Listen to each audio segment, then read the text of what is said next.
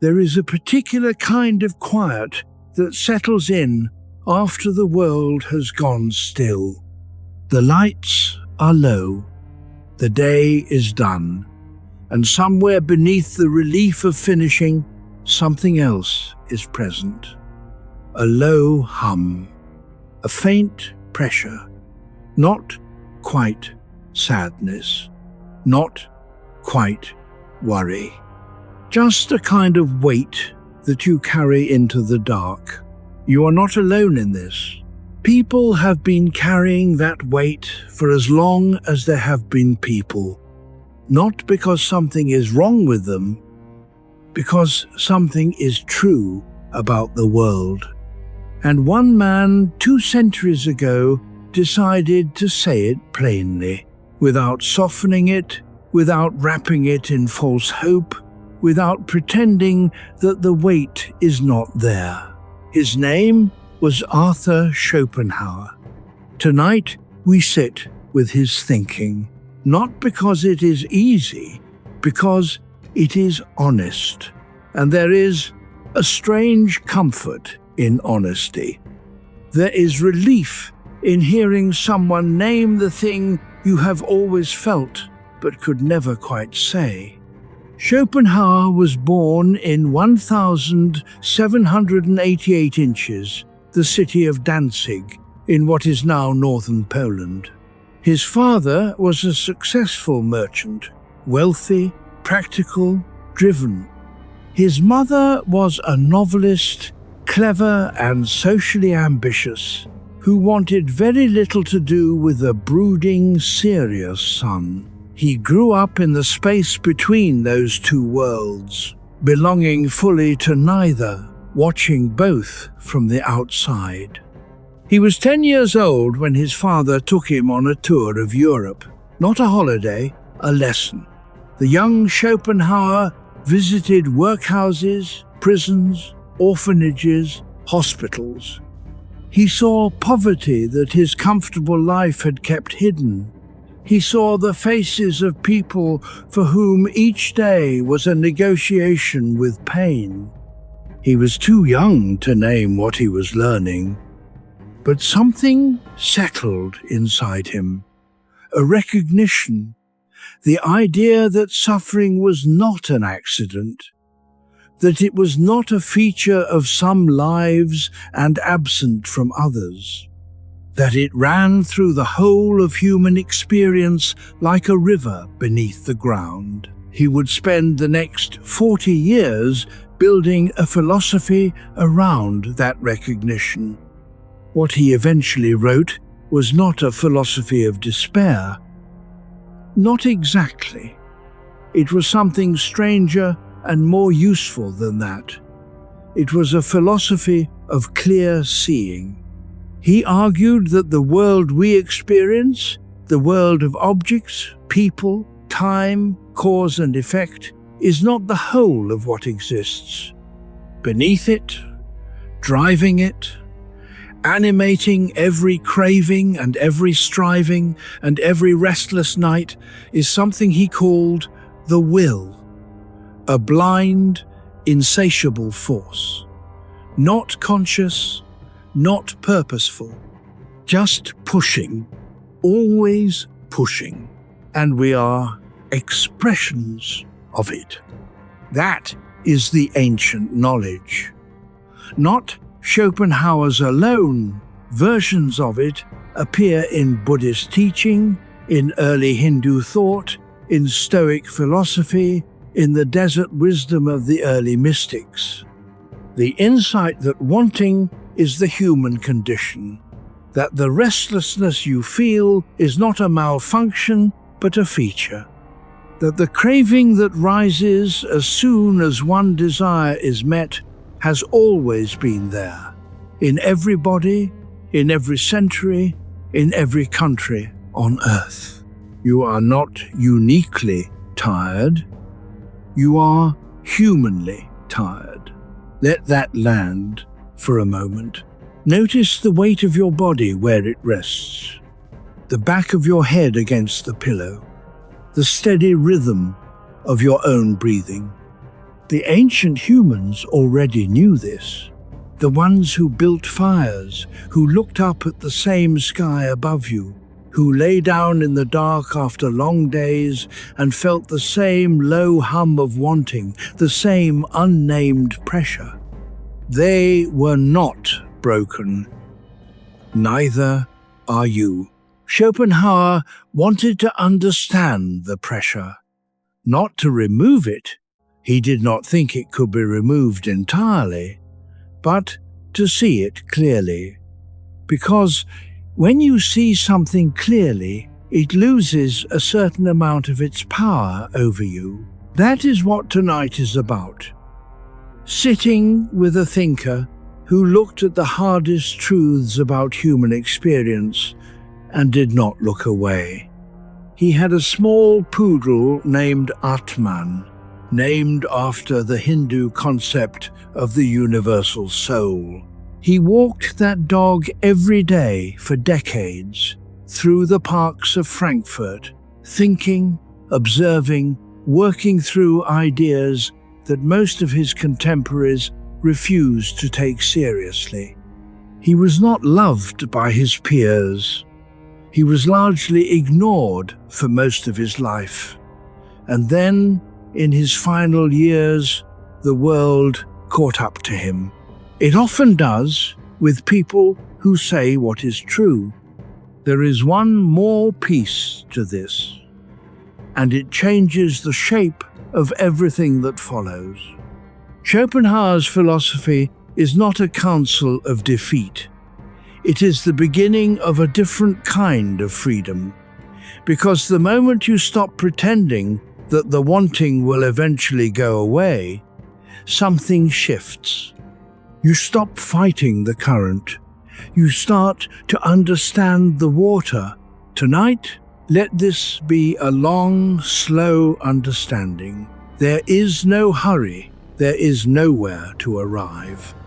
Just the quiet room. Just the weight of honest thinking. Just the recognition that has been there all along, waiting for a name. Chapter 2. Why desire never rests. Think of the last thing you really wanted. Not a small want, a real one. Something you thought about often. Something that felt like it would change things once you had it. Now think about what happened when you got it. There may have been a moment of satisfaction. Real, genuine relief. But it did not last long, did it? Something else rose to take its place. A new want. A new direction for the craving to flow. Schopenhauer noticed this pattern early. He was not the first, but he described it with unusual precision. He observed that desire operates in a cycle. When you want something, you feel a kind of pain, a lack, a tension, a pull toward the missing thing. Then, if you get what you wanted, the pain of wanting disappears. But so does the feeling of being alive. Satisfaction is quiet, neutral. It does not feel like much. And so the mind begins searching for the next thing to want. There are two kinds of tiredness in a human life. The first is the tiredness of the body, which asks for rest and usually gets it. The second is the tiredness of the will, which cannot rest because its purpose is to want. And this second tiredness, the kind that lives beneath the surface of even your best days, this is the one that keeps you awake at night. That low hum we spoke of in the opening, that unnamed pressure, this is where it comes from. Imagine a wheel that has been set in motion. It does not have a stopping point built into its design. It turns because turning is what it does. Desire is like that wheel. Each satisfaction is just the wheel completing one rotation and beginning the next. Ancient Buddhist teachers called this the wheel of samsara, the cycle of craving and temporary satisfaction that keeps consciousness circling without arriving anywhere. Schopenhauer had read the Hindu and Buddhist texts, unusual for a German philosopher of his time, and he recognized in them something close to what he had seen himself. Not the same teaching, but the same observation. The wheel turns, the wanting returns. Let your breath move slowly for a moment. Just notice it. In, out. You do not have to do anything with this.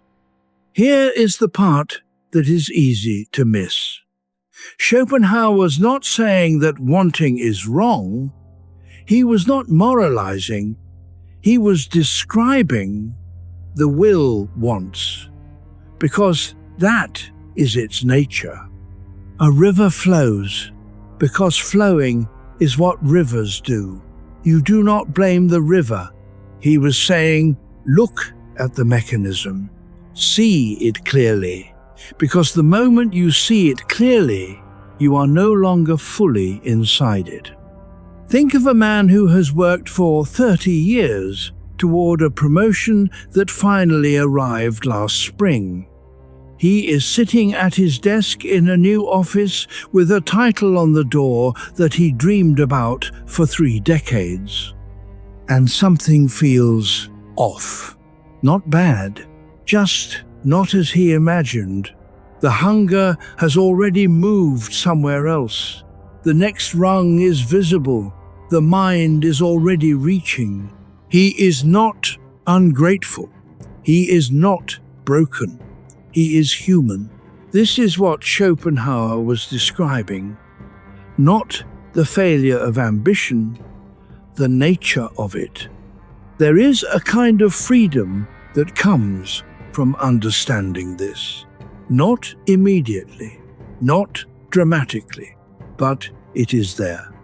When you understand that the next thing will not satisfy the wanting permanently, that satisfaction is always temporary, always partial, you begin to hold your desires a little differently.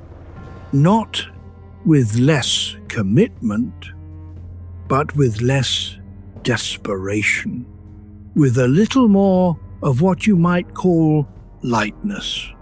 The Stoic philosophers had a version of this. Epictetus, who was born into slavery and knew what it meant to have very little, taught that the only lasting freedom was freedom from excessive attachment to outcomes. Not indifference, something more nuanced, a willingness to want things without being owned by the wanting. Schopenhauer arrived at a similar place by a different road. He said, see the mechanism, name the cycle, and in the naming, find a little room to breathe. Here is a question worth carrying tonight. Not to answer, just to hold. What would it feel like to want something while also being at peace with not having it yet? That gap between reaching and resting is where this conversation is heading. Chapter 3, The World as Will. Most of us move through life with the feeling that the world is solid, that what we see is what is there, that the objects and people and events arranged around us are the whole of reality. Schopenhauer disagreed. He was deeply influenced by the philosopher Immanuel Kant, who had argued a generation earlier that we never experience the world as it actually is. We experience it through filters, the structures of our minds, the categories of space and time and causation. The world as it truly is, what Kant called the thing in itself, remains hidden behind the world as we perceive it. Schopenhauer took that idea and pushed it further than Kant intended. He asked, what is the thing in itself? What lies beneath the surface world of objects and appearances? His answer was the will. Not a human will, not a personal will with intentions or purposes. Something far stranger and more fundamental, a blind, unconscious force of striving. The impulse that drives the crystal to grow, the plant to reach toward light, the animal to hunger, the human to desire. It has no goal, it does not know what it wants, it simply wants always, endlessly. We are not separate from this force, we are expressions of it. Our bodies are the will made visible. Our desires are the will moving through a form it has temporarily borrowed. This is one of the most unsettling ideas in Western philosophy, and also one of the most clarifying, because if the restlessness you feel at night is not a personal flaw, not a sign of something you have failed to achieve or something you have refused to heal, but rather the natural experience of being a living thing in a flawed universe of striving, then the self-judgment around that restlessness begins to loosen. You are not more restless than others. You are not worse at peace than others. You are experiencing something universal, something that runs through every creature, every living system, every growing and reaching and wanting thing on earth. Let your jaw soften. Let the back of your neck ease slightly. Schopenhauer was 25 years old when he began writing the work that would become his masterpiece, The World as Will and Representation. He would spend years refining it. The central idea never changed. The world as we see it is representation, the surface, the picture our minds assemble. Beneath it is will, the real engine, the thing that actually moves. He used the human body as his key example. When you reach for something, your conscious mind experiences it as a decision. I want this, so I will take it. But Schopenhauer argued that the reaching is primary. The will to reach comes first. The story about why you are reaching is assembled afterward. The body is not a tool the will uses. The body is the will. In physical form, this has a quiet but significant implication. When your body is tense, when your chest feels tight, when your mind races at 2 a.m., that is not a problem happening to you. That is the will expressing itself through the body it has become. The nervousness, the hunger, the restlessness, these are not symptoms. They are the thing itself. And once you understand the thing itself, you stop being surprised by it. A man is sitting in traffic after a long day. He is going to be late for something that matters. His hands grip the wheel, his jaw sets, and beneath the frustration, something older, a push, a want to move, to arrive, to resolve. That is not him being difficult. That is the will doing exactly what it always does, through the particular animal it has borrowed on an ordinary evening, in a city full of ordinary wills bumping against each other. He is not failing at calm. He is being alive. Schopenhauer believed that almost everything we call civilization, our buildings, our institutions, our art, our relationships, our religions, is the will expressing itself in human form. Not meaninglessly, not pointlessly, but driven by something far older and more fundamental than any human intention. We build because the will builds. We reach because the will reaches. And we ache because the will aches. Always forward, never satisfied, never still. But here is the thing Schopenhauer spent his later years working toward. There are moments when the will quiets. Brief ones, rare ones. Moments of genuine stillness. We will get to those. Chapter 4. Pleasure fades, wanting returns. There is a famous thought experiment buried in Schopenhauer's writing. Imagine you could have everything you currently want. Every desire satisfied. Every craving met. The relationship, the financial ease, the health, the recognition, the sense that you are where you should be. All of it, given to you at once. How long would it take before something new arose to want? He believed the answer was almost immediately. This is not a cynical observation. It is a structural one. Pleasure is always negative in Schopenhauer's system. Not morally negative, but negative in the way a vacuum is negative. Pleasure is the temporary absence of pain.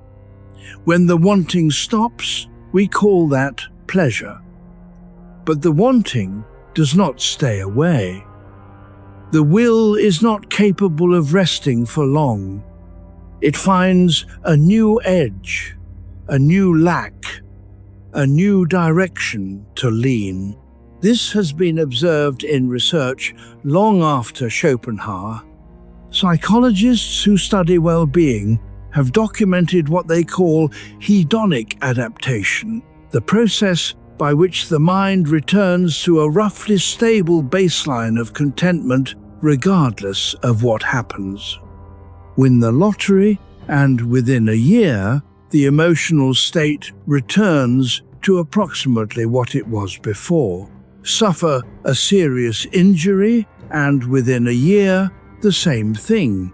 Not perfectly, but closer than most people predict. The mind adapts. The wanting recalibrates. The horizon moves. Schopenhauer would have recognized that pattern immediately. Imagine a woman who spent 15 years building a business from a small spare room in her house. She held the vision through the years when it almost collapsed, through the quiet seasons when she doubted everything, through the grinding middle stretch when progress was invisible. And then it worked. She sold the company.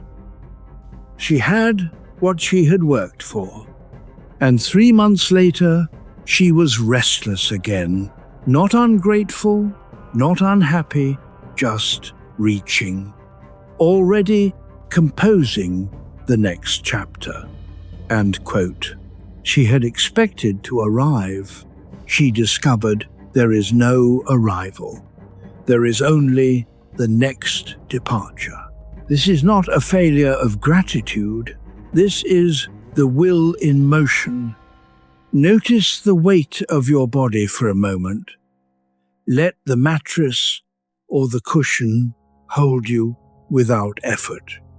Here is what Schopenhauer wanted us to do with this knowledge. Not surrender to despair, not abandon desire, but to see the cycle clearly enough to stop being constantly surprised by it. When the satisfaction of achieving something does not last, when the pleasure fades and the wanting returns, you do not have to interpret that as evidence that you chose the wrong thing, or that you are doing life incorrectly, or that there is something missing in you that other people have.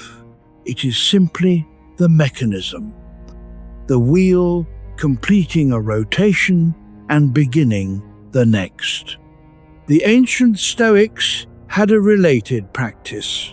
Seneca, who was one of the wealthiest men in Rome and wrote extensively about the poverty of a constantly busy life, suggested that we periodically imagine having nothing, not to frighten ourselves, but to appreciate clearly what we already have. He called it a kind of voluntary rehearsal of loss, not to create suffering, but to interrupt the automatic reaching. Schopenhauer would have understood this. The practice is not about eliminating desire. It is about not being unconsciously driven by it. There is a line worth holding tonight. Pleasure is real. Satisfaction is real. Joy is real. None of that disappears in Schopenhauer's system. What disappears is the illusion that any of those states will be permanent. And when that illusion goes, something unexpected happens. The temporary pleasures do not become less valuable. They become more. You hold them differently. With both hands, lightly, knowing they will pass, and finding them beautiful partly because they will pass. The Japanese have a word for this: mono no aware, the bittersweet awareness of impermanence, the recognition that the cherry blossom is more beautiful because it falls, that the evening is more precious because it ends. Schopenhauer came to something similar through his own dark road. The wanting returns.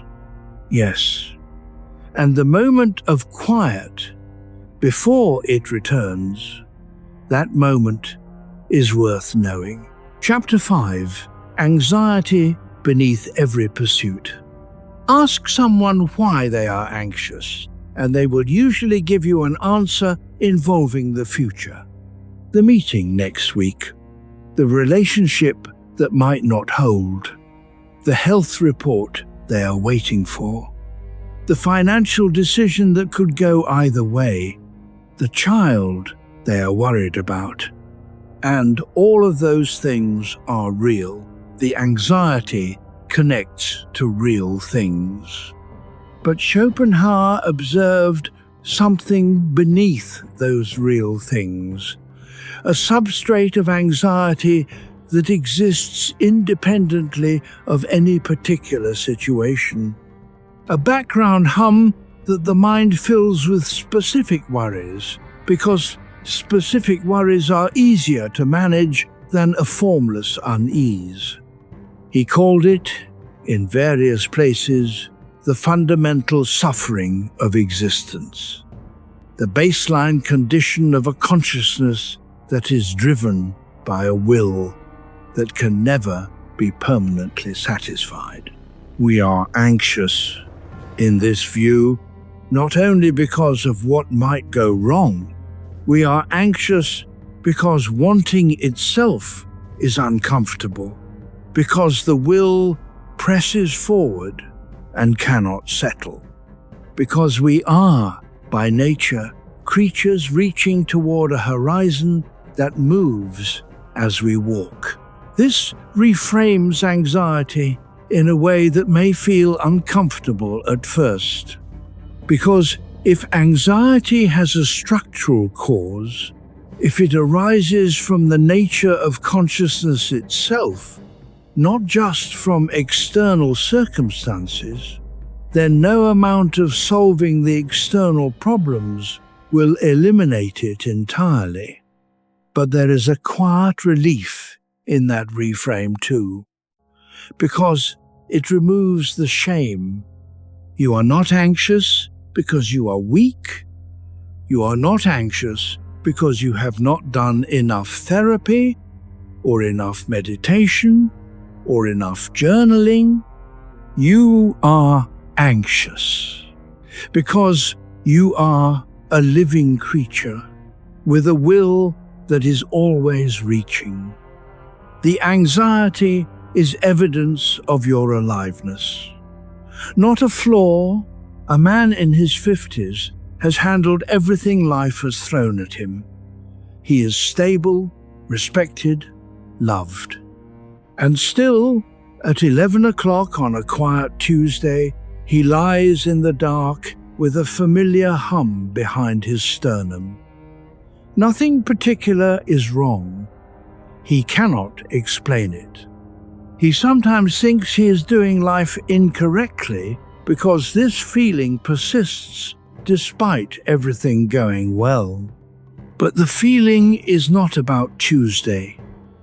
It is not about this particular year or this particular accumulation of solved problems. It is older than that. It is the will expressing itself through the nervous system that carries it. Let your shoulders drop slightly. Let the next breath move at its own pace. Schopenhauer drew on the Buddhist concept of dukkha here, though he reached it independently. Dukkha is often translated as suffering, but the more precise translation is closer to unsatisfactoriness or a pervasive sense of incompleteness. It is not acute pain. It is the subtle texture of ordinary experience, the way nothing quite lands fully, the way even good moments have a slight edge of not quite enough. The Buddha taught that this quality of experience is not punishment. It is the nature of conditioned existence. And the first step toward peace is to see it clearly, without adding the additional layer of suffering that comes from wishing it were otherwise. Schopenhauer said the same thing in Western philosophical terms. The first step is not to solve the anxiety. The first step is to stop being surprised by it. There is another layer here that takes time to absorb. When we understand that a background level of anxiety is structural, that it belongs to the condition of being a desiring creature, we stop treating every moment of anxious feeling as an emergency. We stop trying to eliminate it immediately, at any cost. We begin to hold it differently, not with resignation, with recognition. An experienced gardener knows that certain weeds will always grow back in certain soil. That knowledge does not make her helpless, it makes her realistic. She does not panic when she sees the familiar shoots.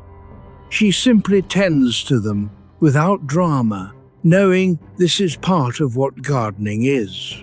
You have been tending this garden for a long time, and there is something your nervous system has been trying to tell you. It has been patient. It will become clear as tonight unfolds. Chapter 6, The Illusion of Satisfaction. In the 3rd century before the Common Era, a Greek philosopher named Epicurus built a garden outside Athens and invited people to live there together. The Epicureans, as they became known, were relentlessly misunderstood.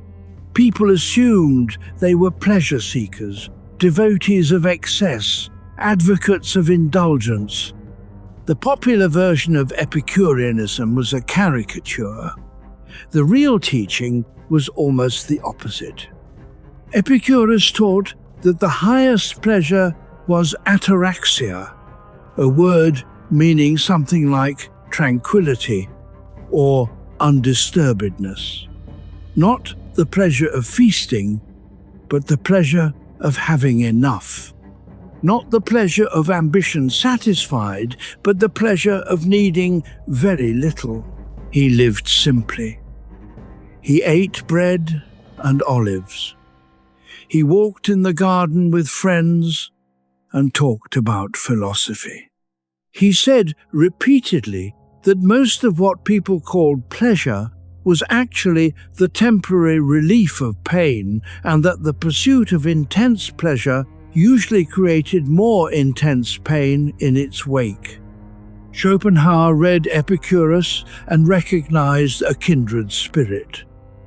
Not because they agreed on everything, because they had both seen the same thing, that satisfaction is a more complicated state than it appears.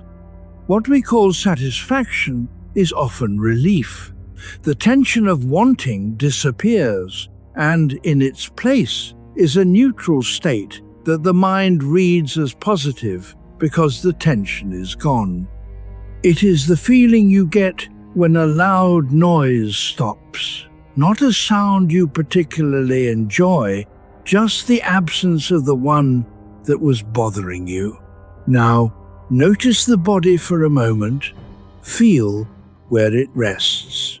Notice that right now, in this moment, there is nothing being demanded of you. Schopenhauer mapped what he saw as a kind of pendulum of consciousness.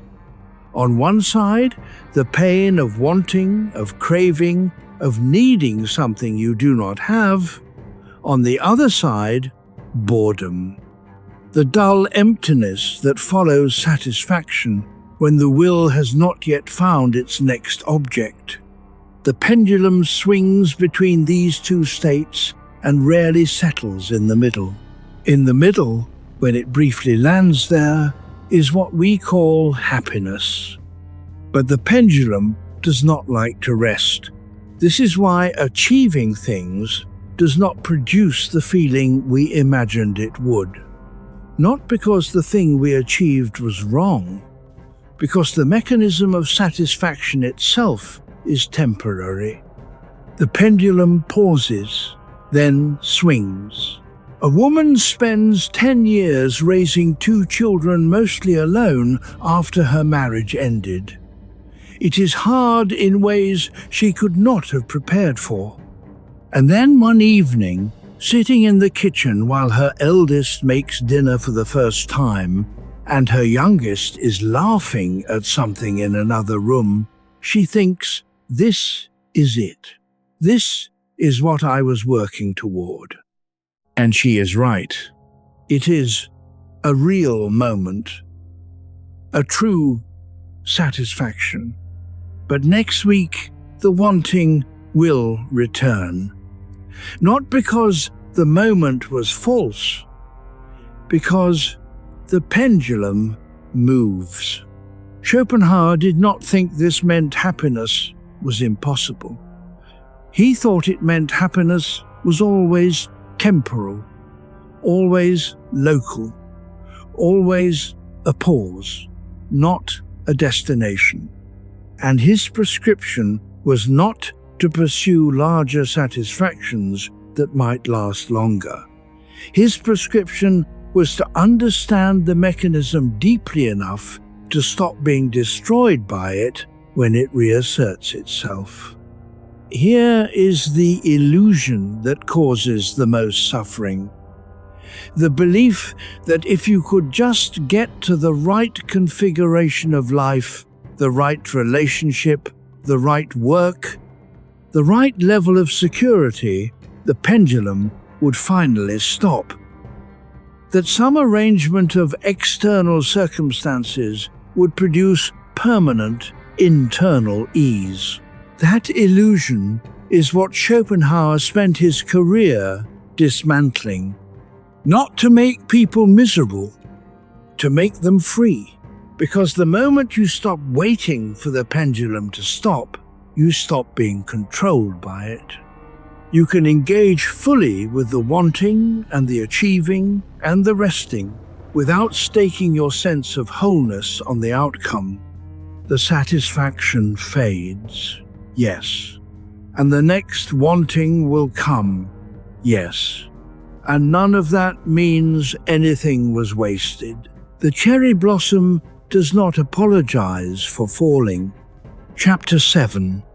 Why Humans Fear Silence. Picture an empty afternoon.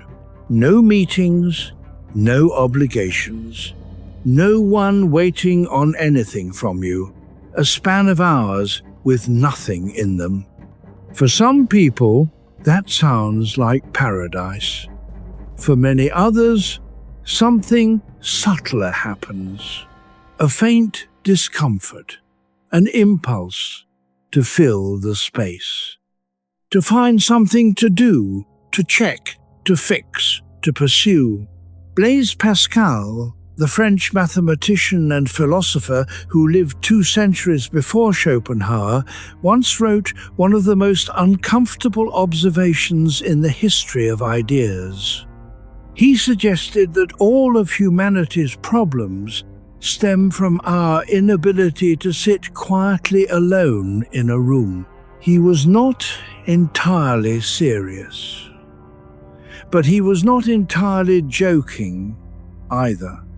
He had noticed the same pattern Schopenhauer would later systematize, that the mind, left without external stimulation, turns toward itself, and what it finds there is not always comfortable.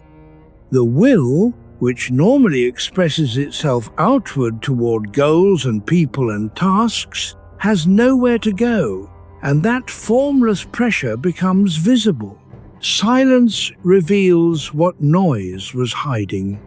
This is why busyness is so seductive. Not because busy people are more productive or more fulfilled, because busyness is a container. It gives the will a direction. While you are managing tasks, the formless pressure has somewhere to flow. When the tasks end, the pressure remains. Seneca noticed this in ancient Rome. He wrote about men who were constantly in motion, traveling from city to city, filling their days with meetings and appointments and social obligations, not because they had somewhere to go, but because standing still meant confronting themselves. He said, "You must stop this aimless wandering. No, you cannot get away from yourself. Let your breathing slow for a moment. Notice the stillness of the space around you." Schopenhauer agreed. He saw the fear of silence as one of the most reliable symptoms of the will's grip on consciousness. The more firmly the will has hold of a person, the more desperately that person avoids stillness. Because stillness is where the will's nature becomes visible, and most people would rather not see it. There is a man who has kept himself extremely busy for the last 20 years. Not lazily busy, genuinely productive busy. He built things, fixed things, provided for people he loved, and the busyness was real. It mattered. But buried beneath the productivity was something else. A quiet agreement with himself. As long as I am moving, I do not have to face what waits in the stillness. He retired 2 years ago, and the first months were the hardest of his life. Not because of what retirement brought, because of what it removed. The container, the direction, the sanctioned flow of the will. Schopenhauer would have recognized this immediately, and he would have said, "This is the moment the real education begins." Because learning to sit with the silence, not to defeat it, not to trick it with meditation techniques or productivity systems, but to genuinely sit with it, is one of the most significant things a human being can do. The silence is not empty. It is full of the thing you have been moving past. There is a counterintuitive quality to this. People often fear that if they stop and look at what the silence contains, they will find something terrible, some confirmation of a fear they have been outrunning, some emptiness that will confirm the worst things they think about themselves. But Schopenhauer observed something different. He found that people who could genuinely sit in silence, not forcing it, not performing it, but genuinely tolerating the discomfort of it, often emerged with a different relationship to their own wanting. More spacious, less urgent, as if the silence itself had given the will room to breathe. You do not need to find something valuable in tonight's quiet. You just need to be here for it. That is already more than most people allow themselves. Chapter 8. Boredom after achievement. No one talks much about the boredom that follows big achievements. It is one of the quieter forms of suffering because it comes wrapped in something that looks like success. You worked hard. You got there. And now you are sitting in the aftermath and something feels flat. Not depressed, necessarily. Not ungrateful. Just flat. Like the air has gone out of something. Schopenhauer called this one of the will's cruelest tricks. The will is energized by the pursuit, the striving, the working toward, the obstacle clearing. All of that gives the will a direction, a form, a sense of aliveness. And then the thing is achieved, and the will has no use for what has been won. It is already looking for the next edge. In his words, and I am paraphrasing here, the will is like a man who spends weeks hunting and then, the moment the prey is caught, has no interest in it. The chase was the thing. The having is almost irrelevant. This has a particular quality in the second half of life. The achievements of the first half, the career built, the family raised, the identity established, have a certain momentum to them. They are pursued in the context of building. But there comes a time when the building is done, when the structures are in place, and the will, which organized itself so effectively around building, does not know what to do with itself. Let your body rest fully for a moment. Let the weight of your legs and your arms sink. Viktor Frankl, who survived conditions that would destroy most philosophical systems and emerged with his own, observed something similar from a different angle.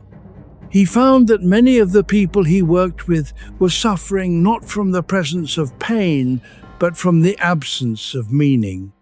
And he observed that meaning could not be given to a person. It had to be found, discovered, created in the living of a specific life. Schopenhauer and Frankl came from opposite philosophical directions, but they arrived near the same place. The will needs a direction, or the darkness fills in. After achievement, the direction has been fulfilled. And if no new direction is found, not just another goal to pursue, but a genuine orientation of meaning, the boredom arrives. Imagine a woman who raised children for 25 years and found it genuinely fulfilling. Not easy, fulfilling. And then the house emptied. One by one, the children left. And she expected, as she had been told she would, to feel relief. Instead, she felt unmoored. The structure that had organized her will for a quarter century was gone. The boredom was not a sign that she had wasted her years. It was a sign that the will needs a home, and her home had moved. Schopenhauer's response to this was not cheerful, but it was practical. He believed that the arts, music, literature, painting, philosophy offered a temporary but genuine refuge from the will's relentlessness. In deep aesthetic experience, the will quiets. The person stops being a desiring subject and becomes, briefly, a pure subject of knowing. The self thins. The wanting pauses. He thought music especially had this quality. We will return to music later tonight. But the broader point is this. Boredom after achievement is not ingratitude. It is not depression. It is the will announcing that it is still alive, still in need of direction, still reaching. The question that follows achievement is not, why am I not happier? The question is, what do I genuinely want to reach toward now? And that question, honestly asked, is the beginning of the second chapter of a life. Something changes when you see it from this angle. Boredom is not an ending, it is a clearing. And clearings are where new things grow. Chapter 9. The Trap of Constant Craving. There is a kind of hunger that does not live in the stomach. It lives somewhere higher. Behind the sternum, maybe, or in the throat. A reaching sensation. A want that does not have a specific object, or that keeps changing objects, or that latches onto whatever is nearby and declares it essential. Schopenhauer saw this hunger as the fundamental experience of being alive. Not an aberration, the texture of consciousness itself in a world driven by a will that cannot rest. He described what happens when a person is gripped by this constant craving. The mind becomes a kind of search engine, always scanning for the next thing that might relieve the tension. A new relationship, a new project, a new achievement to pursue, a new pleasure to sample. Each one approached with genuine hope. This might be the thing that finally settles the hunger, and each one eventually revealing itself as another rotation of the wheel. The trap is not wanting things. Wanting things is natural, healthy, human. The trap is the belief that the wanting, once satisfied, will stop. That belief keeps people in a permanent state of urgency. Everything becomes urgent when you believe that the right acquisition will fix the underlying pressure. The promotion becomes urgent. The relationship outcome becomes urgent. The resolution of every open loop becomes urgent. And urgency is exhausting. Feel the weight of your body where it rests right now. Feel that the ground or the mattress is holding you without effort. The ancient teachers who developed Buddhism in India spent considerable time mapping the mechanics of craving. They identified three kinds: the craving for sensory pleasure, the craving for continued existence, and the craving for non-existence, the desire to escape experience entirely. They noted that all three of these are ultimately forms of the same impulse, the will reaching in different directions. Schopenhauer arrived at this independently and called it the same thing in different language. But here is the insight that changes the texture of the trap. The craving is not the problem. The identification with the craving is the problem. When you watch someone who is not caught in the trap, this is what they look like. They want things, they work toward things.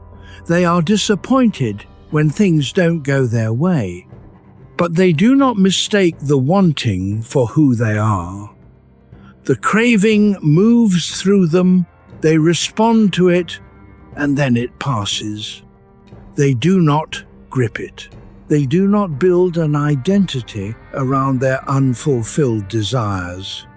This is genuinely different from the person who has identified so completely with their wanting that when a desire is not satisfied, it feels like an attack on the self.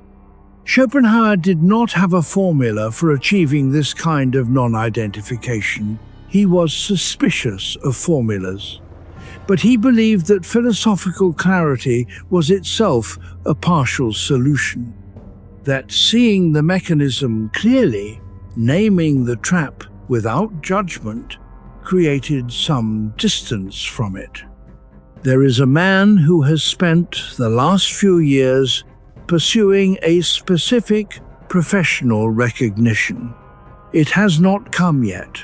He thinks about it often. He measures his worth against its absence. The wanting has become entangled with his sense of who he is, how good he is, how much he matters, whether his years have added up to something.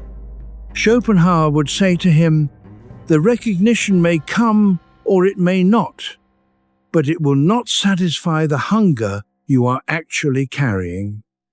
That hunger is older than this pursuit. It will find a new form the week after the recognition arrives. The trap is not the pursuit.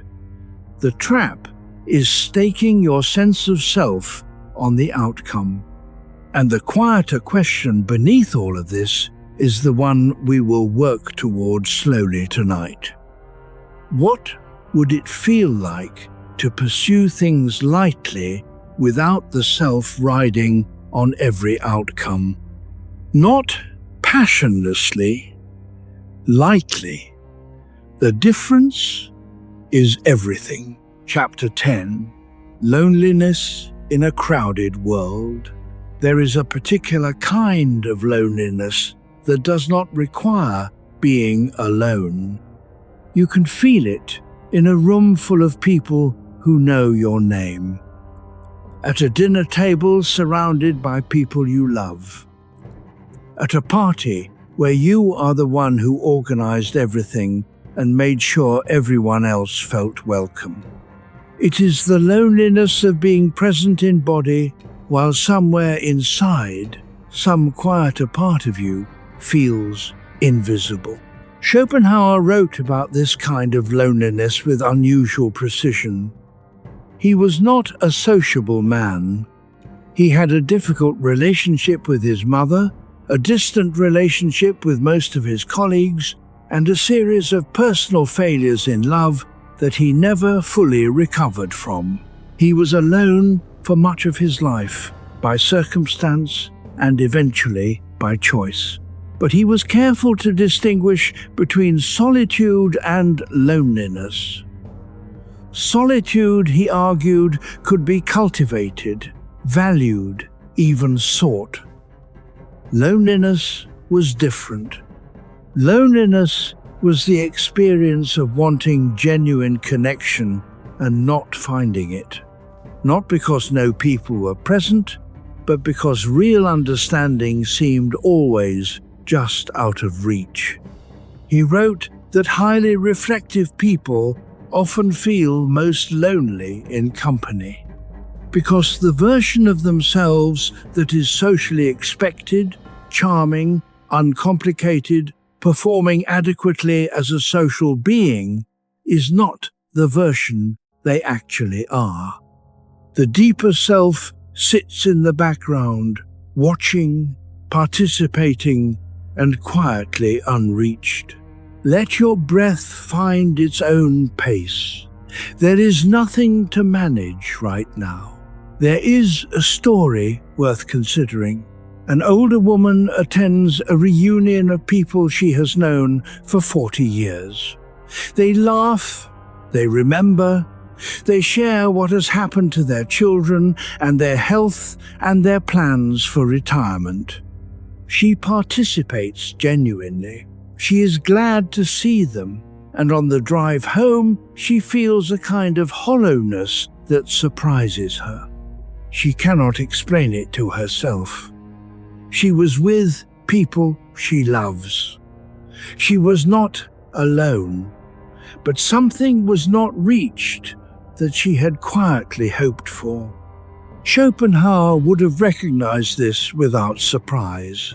He believed that genuine understanding between two people is rare, that we are each enclosed in our own subjectivity, our own version of the world as representation, and that true meeting in which one consciousness genuinely touches another requires unusual conditions and unusual courage. Most social connection, he thought, operates at a much shallower level, not dishonestly, just at the surface. The codes and conventions of social life make things go smoothly, but they also keep people at a careful distance from anything too real.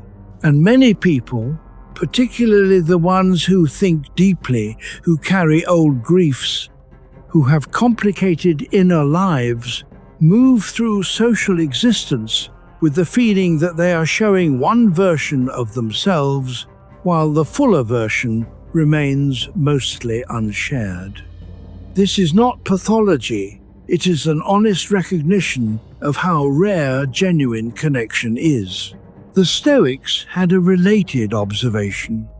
Seneca wrote that you should be careful how many people you let close to you, not because most people are unworthy, but because genuine intimacy requires genuine attention, and genuine attention is a limited resource. But Schopenhauer went further. He suggested that one of the deepest consolations available to a lonely person was the recognition that loneliness is the human condition, not a personal failure. That every person walking past you on the street carries a version of the same invisible interior. That beneath the surfaces of confident and capable lives, the same unasked questions circle. You are not uniquely alone in your aloneness. That is not a small thing to know on a quiet night. Chapter 11. The mind creates new needs. The mind is a remarkable inventor of necessity. Give it a basic need, food, warmth, safety, and once that need is met, it will generate a new one, a slightly more refined version of the previous comfort. A slightly expanded territory of what counts as acceptable. A slightly elevated standard that must now be maintained to avoid the sensation of lack. This is not selfishness. This is the will expressing itself through the only instrument it has, the human capacity for imagination and planning. Schopenhauer called it one of the subtler expressions of the will's insatiability.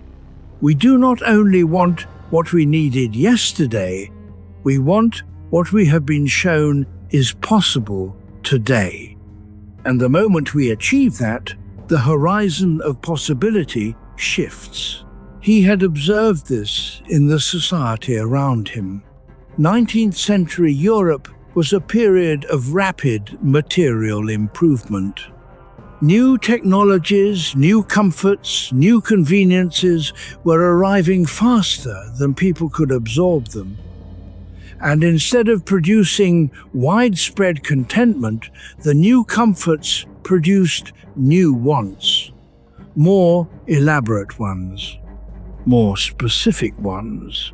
The mind absorbed each new comfort and immediately began working on the absence of the next.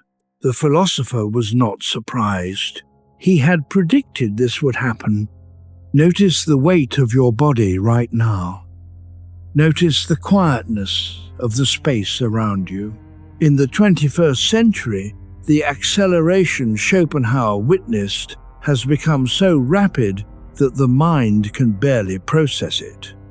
New products, new platforms, new measurements of success and status and achievement appear faster than the old ones can be absorbed. The result is a constant, low-grade awareness of falling behind. Not falling behind in relation to any particular person, just behind the horizon of what seems possible. Psychologists call this the hedonic treadmill. The baseline expectations rise to match whatever has been achieved, and the effort required to maintain the feeling of having enough increases constantly. This is the mind creating new needs, not out of ingratitude, out of mechanism. A man buys the car he has wanted for a decade. For the first month, he notices it daily. The quiet of the engine, the quality of the seats, the small satisfaction of arriving somewhere in it. By month 3, it is just a car. By month 6, he has seen the newer model in a parking lot and noticed, without fully noticing, that a small want has begun to form. He is not shallow. He is human. The mechanism runs in everyone. What Schopenhauer suggested, and this is one of his most practically useful ideas, is that the antidote is not the suppression of desire, but the deliberate attention to what is already present. Not gratitude as a forced performance. Attention as a genuine practice. When you actually look at what you have, not in comparison to what you might have, but in direct contact with the thing itself, the mind's automatic generation of new needs slows slightly, not permanently. The mechanism resumes. But the pause is real. Thich Nhat Hanh, the Vietnamese Buddhist teacher, taught something similar in much later years. He talked about washing a dish as if it were the last dish in the world. Not to be dramatic about a dish, but to practice the kind of full contact with ordinary experience that interrupts the mind's automatic generation of the next want. The mind will create new needs tomorrow, that is certain. But tonight, in this room, in this quiet, there is a possibility of simply being with what is already here.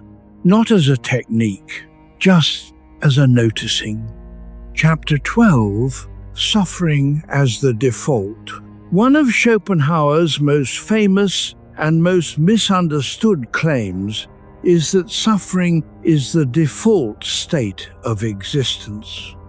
People often read this as nihilism, as a counsel of despair, as a statement that life is not worth living.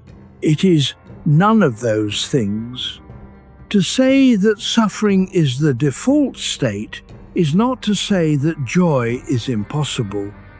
It is to make an observation about the structure of consciousness, The same observation that the Buddhist teachers made with the concept of dukkha, the same recognition that the Stoics built their entire practice around. Suffering, in Schopenhauer's system, is not primarily physical pain. It is the experience of wanting what you do not have.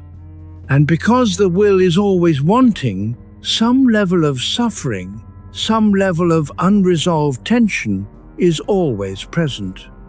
It is the background texture of being alive. Happiness, in this frame, is not the absence of this background tension. It is a momentary reduction of it, a temporary alignment between what the will wants and what the world provides. The misunderstanding comes from thinking that the opposite of suffering is happiness. Schopenhauer said the opposite of suffering is boredom, and boredom is just a different form of discomfort. The pendulum again. Suffering on one side, the active pain of wanting. Boredom on the other, the passive discomfort of not wanting. Happiness in the narrow space where the pendulum briefly rests. Let your jaw soften. Let the muscles behind your eyes relax slightly. But here is the philosophical move that transforms this observation from depressing to liberating. If suffering is the default, not a malfunction, not a punishment, not evidence that you have failed to solve something, then you stop spending enormous energy fighting the wrong battle. You stop treating every moment of discomfort as an emergency to be resolved. You stop mistaking the background hum of the will for evidence that something is seriously wrong with you. Most people spend considerable psychological energy maintaining the belief that their suffering is exceptional, that other people experience more ease, more contentment, more settled happiness than they do. That if they could just solve the right problems, they would arrive at the stable happiness they observe in others. Schopenhauer said, "Look more carefully. What you observe in others is not their interior, it is their presentation. Every person carries the same background hum. Every person negotiates with the same pendulum." This is not comfortable information, but it is useful. The Stoics called this premeditatio malorum, the premeditation of difficulty, not as pessimism, but as realism. Marcus Aurelius wrote to himself each morning, reminding himself that difficulty was not an aberration in his day, but a feature. He did this not to prepare for defeat, but to avoid the shock of surprise, the additional suffering that comes from expecting ease and finding otherwise. Schopenhauer took this further. He said, "Expect difficulty not as an attitude, but as a philosophical understanding.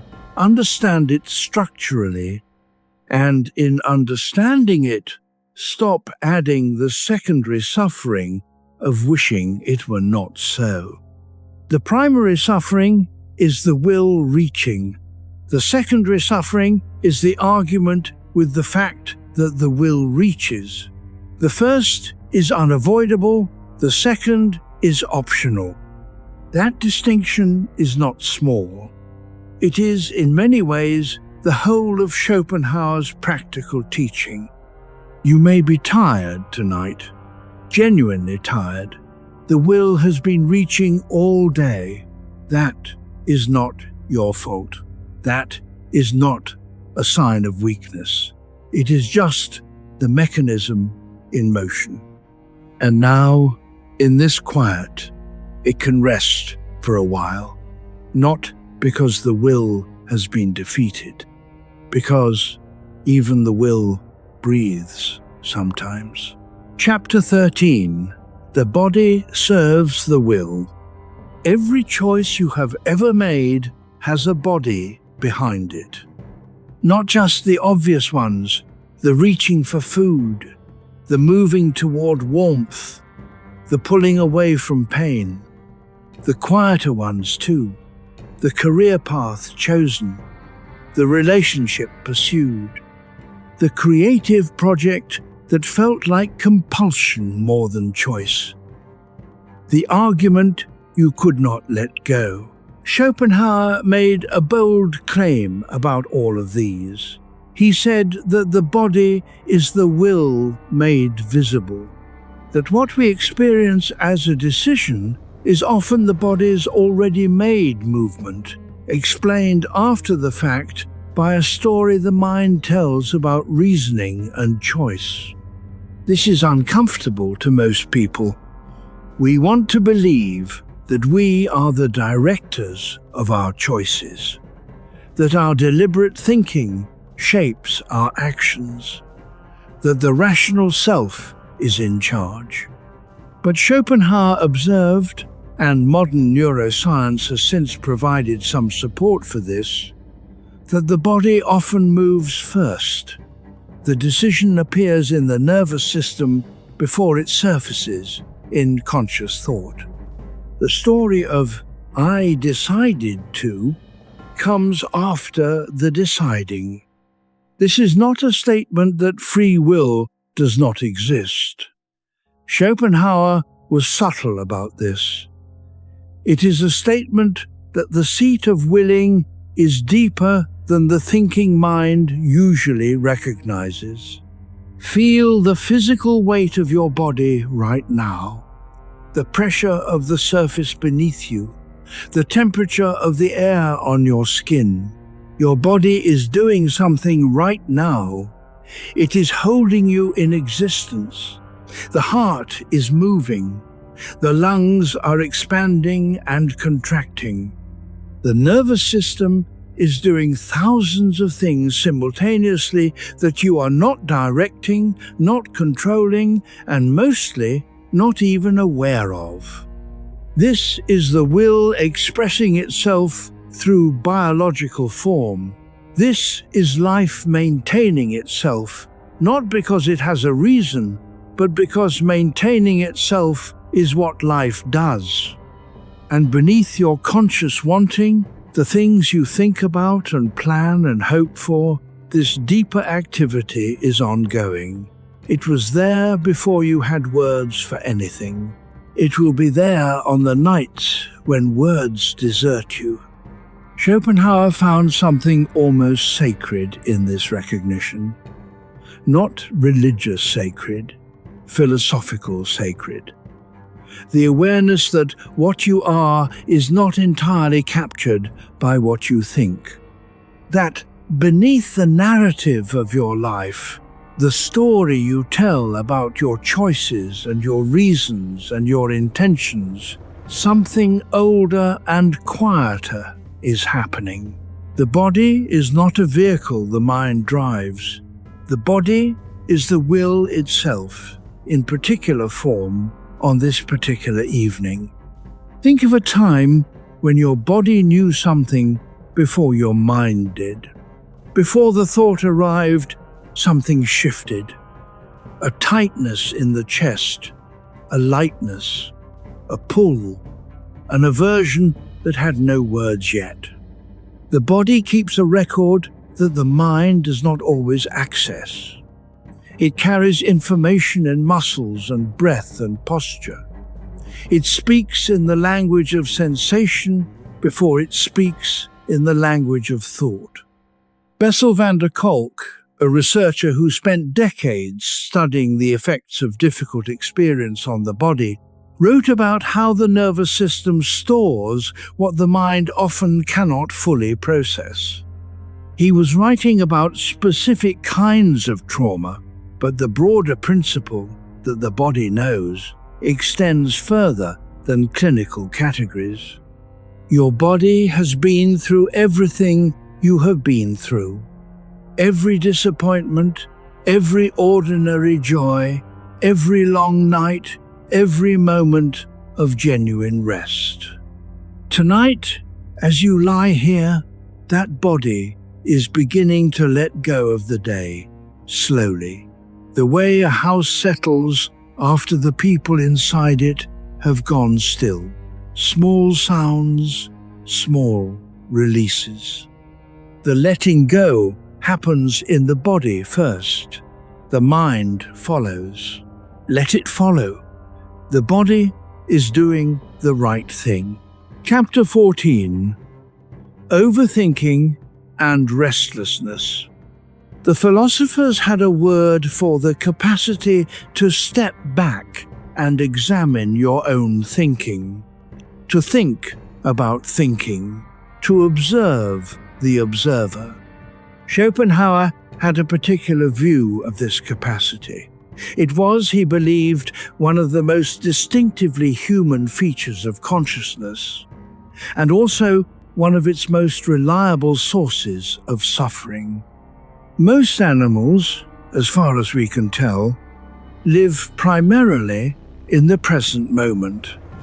They respond to what is immediately before them.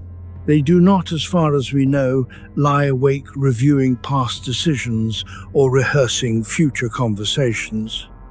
Human consciousness is different. We can step out of the present and range freely through time. We can remember with unusual vividness. We can imagine with unusual detail. We can construct elaborate scenarios of things that have not happened and may never happen. These capacities are the source of human achievement.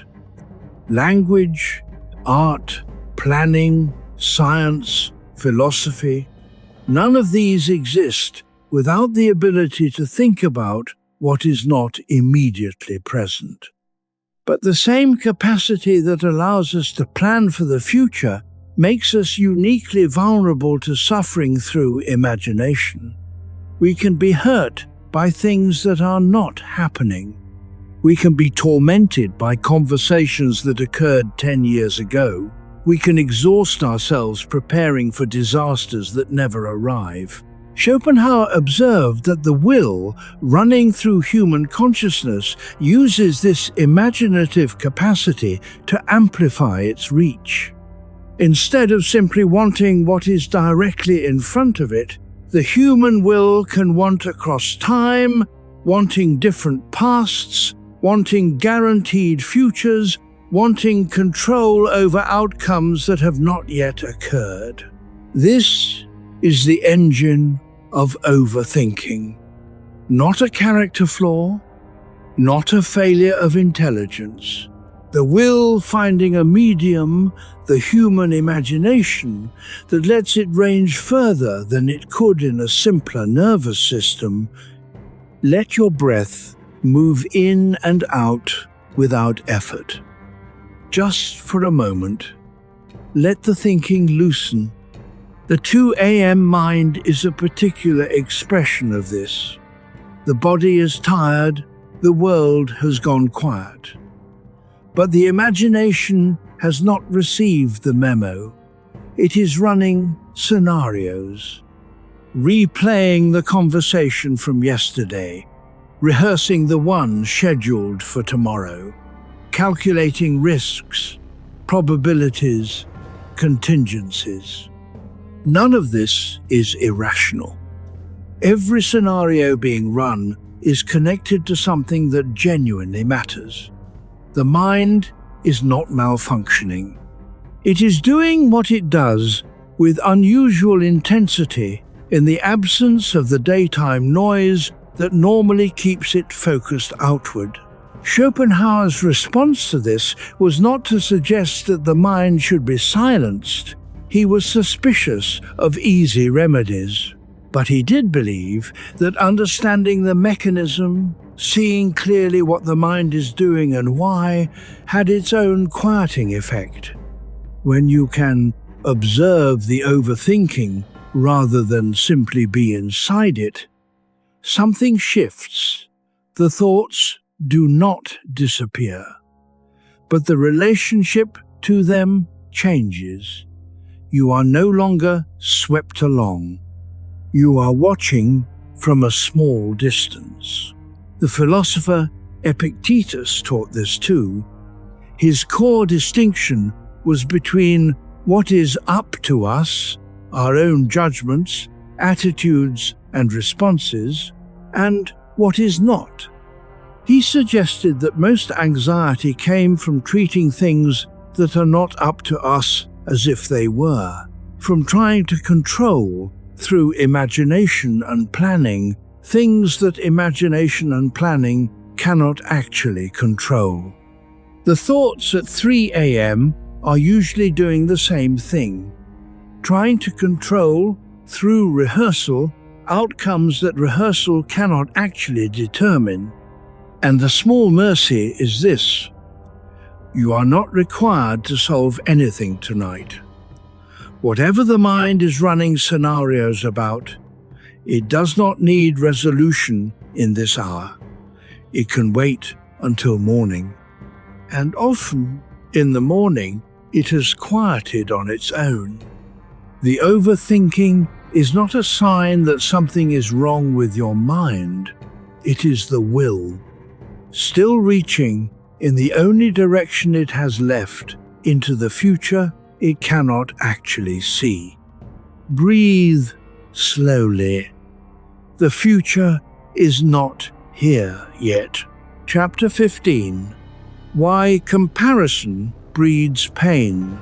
There is almost no faster way to become unhappy than to compare yourself to someone else.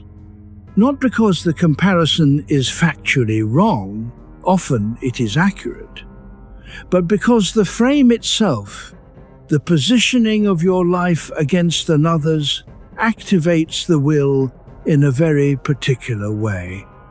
It makes the wanting specific and personal. It transforms general wanting into something that feels like a verdict. Schopenhauer understood this. He wrote about envy not as a moral failing, but as one of the most reliably painful expressions of the will's mechanism. When you see someone who has what you want, the experience is not neutral, it is activating. The will, which was perhaps running at a background level, suddenly has a very specific object to reach toward. The gap between where you are and where that person is becomes a felt thing, not just a thought, a sensation. And the pain is not entirely rational. You may have a good life.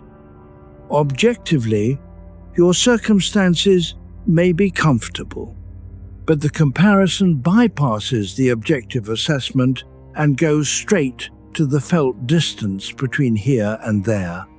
He believed this was one of the will's subtler cruelties, that it does not measure us against some absolute standard, but against the moving target of other people's visible success. And in a world that increasingly displays the curated surfaces of other people's achievements, the promotions announced, the vacations photographed, the milestones marked, the opportunities for this particular form of will amplification have multiplied. Let your shoulders drop slightly. Feel the ground beneath you. The ancient Stoics had a strong response to this.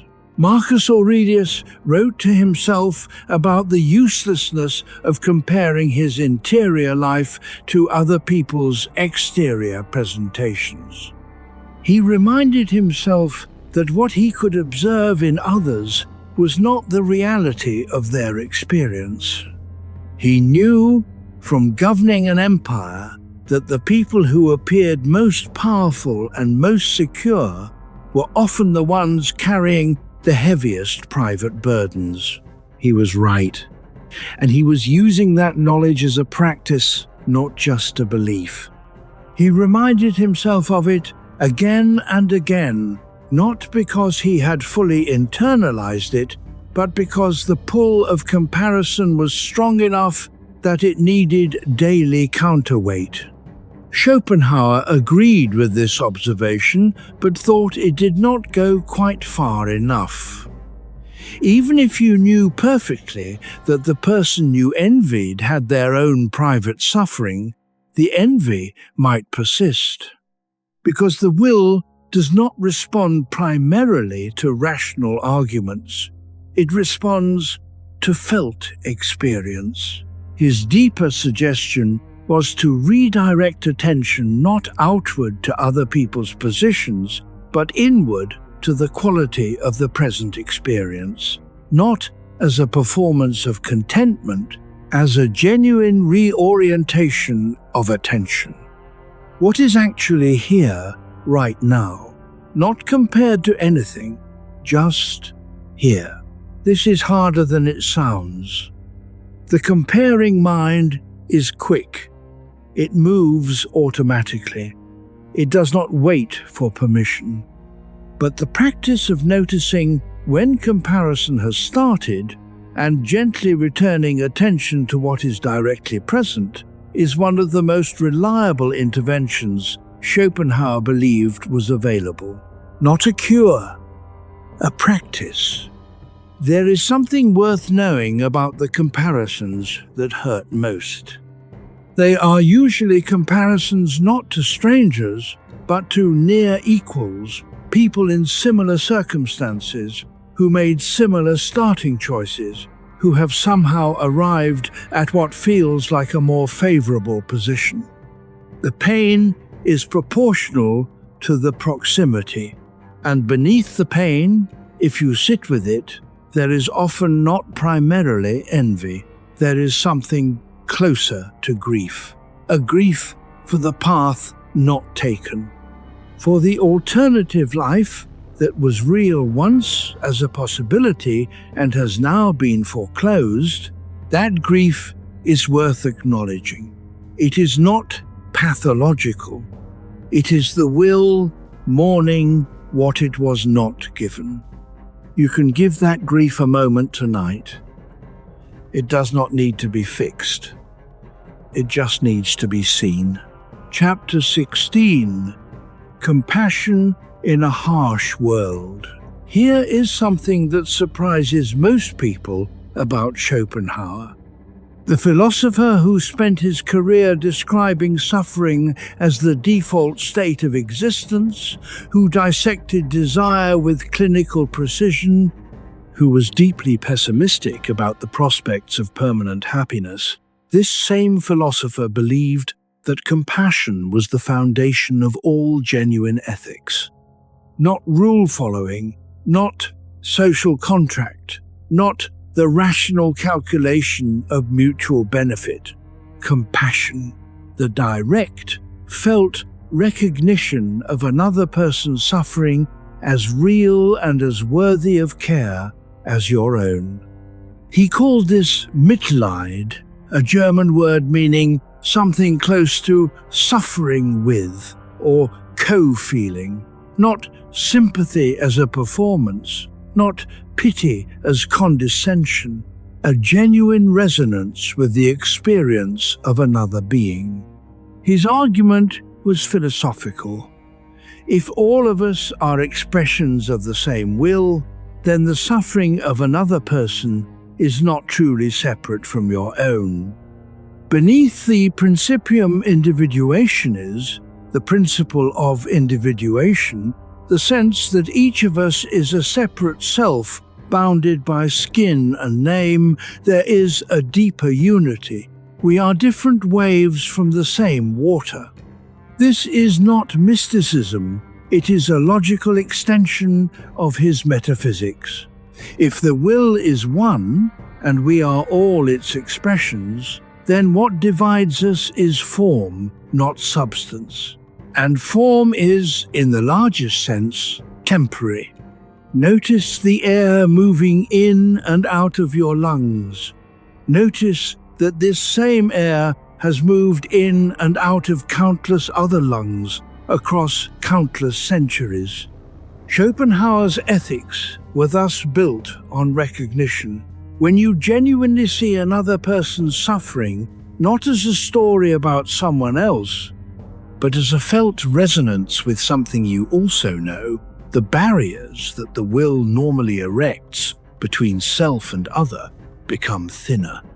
This is why, he observed, people sometimes act with extraordinary generosity towards strangers in moments of crisis. The usual calculations of self-interest pause. The will's ordinary strategy of prioritizing its own expression is temporarily suspended. And what emerges in that suspension is care. He thought this was not a departure from human nature. He thought it was the deepest expression of human nature. The moments when we act from genuine compassion are the moments when we are most fully what we are. Pema Chodron, the Buddhist teacher, writes about something she calls bodhicitta, the awakening of the heart to the reality of other people's suffering. She describes it as a kind of opening that happens when we stop protecting ourselves from the full weight of the world's pain, when we stop armoring against it and allow it to touch us. She does not mean this as a prescription for despair. She means it as the beginning of genuine contact with life. When the armor is up, nothing fully gets in. When it comes down, something real becomes possible. Schopenhauer would have recognized what she was describing. He believed the armor, the will's self-protective strategies, the ways we narrow our attention to what directly affects our own interests, was a necessary feature of ordinary life, but a barrier to the deepest forms of connection. And the compassion that breaks through it, briefly, in moments of genuine meeting, this he considered the closest thing to a solution that the human condition offered. Not a cure, not a permanent state, but a real and recurring possibility. You have felt it, some version of it. A moment when someone else's pain was genuinely yours for a moment. When the boundary thinned, that thinning was not weakness, it was clarity. Chapter 17. The ego wants more. The ego is a useful fiction, not false exactly, more like a useful simplification. The sense that you are a continuous, bounded self, the same person who woke up this morning, the same person who will go to sleep tonight, is not precisely accurate at the level of biology or philosophy, but it is a functional way of organizing experience. It allows planning, memory, social coordination, identity over time. The problem is that the ego, once established, becomes a project in itself. It begins requiring maintenance. It needs to be protected, expanded, validated, defended. It measures itself against other egos. It accumulates evidence of its worth.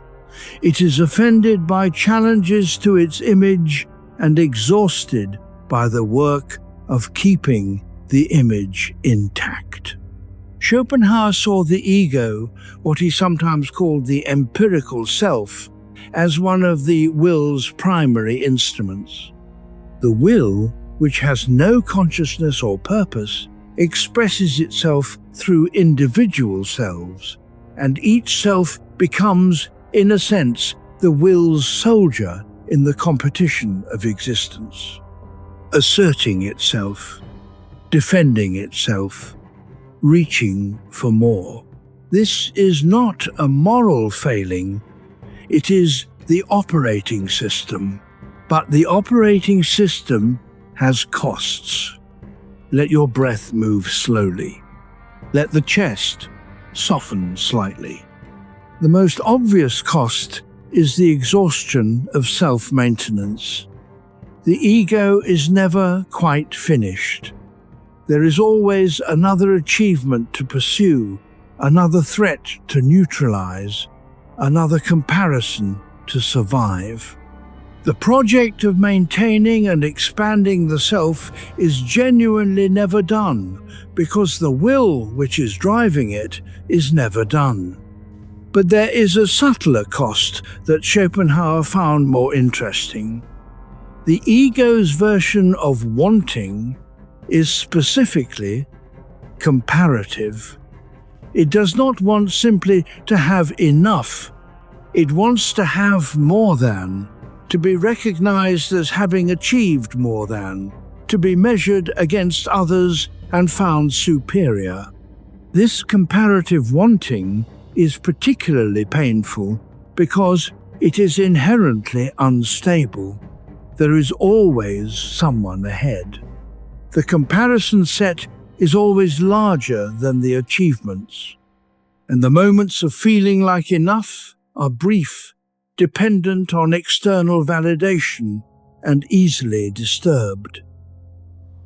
He compared the ego's wanting to a man who eats to satisfy genuine hunger, who finishes the meal and is genuinely satisfied, and then looks at the plates of others and feels hungry again. Not because he needs more food, because the ego has begun comparing portion sizes. Kierkegaard, writing in Denmark a generation after Schopenhauer, called the ego's strategy reflective despair, the state in which a person becomes so absorbed in managing how they appear to others and to themselves that they lose contact with what they actually want or value. The self becomes a performance, and the performer forgets what the performance is for. Both thinkers were pointing at the same thing. The ego's wanting, left unchecked, curves in on itself. It starts wanting not things, but status, not experiences, but recognition, not joy, but confirmation. And confirmation, even when it arrives, does not satisfy, because the ego does not want one confirmation, it wants permanent confirmation. And the world does not offer that. The quieter path is not to eliminate the ego. That is not possible, and it is not the goal.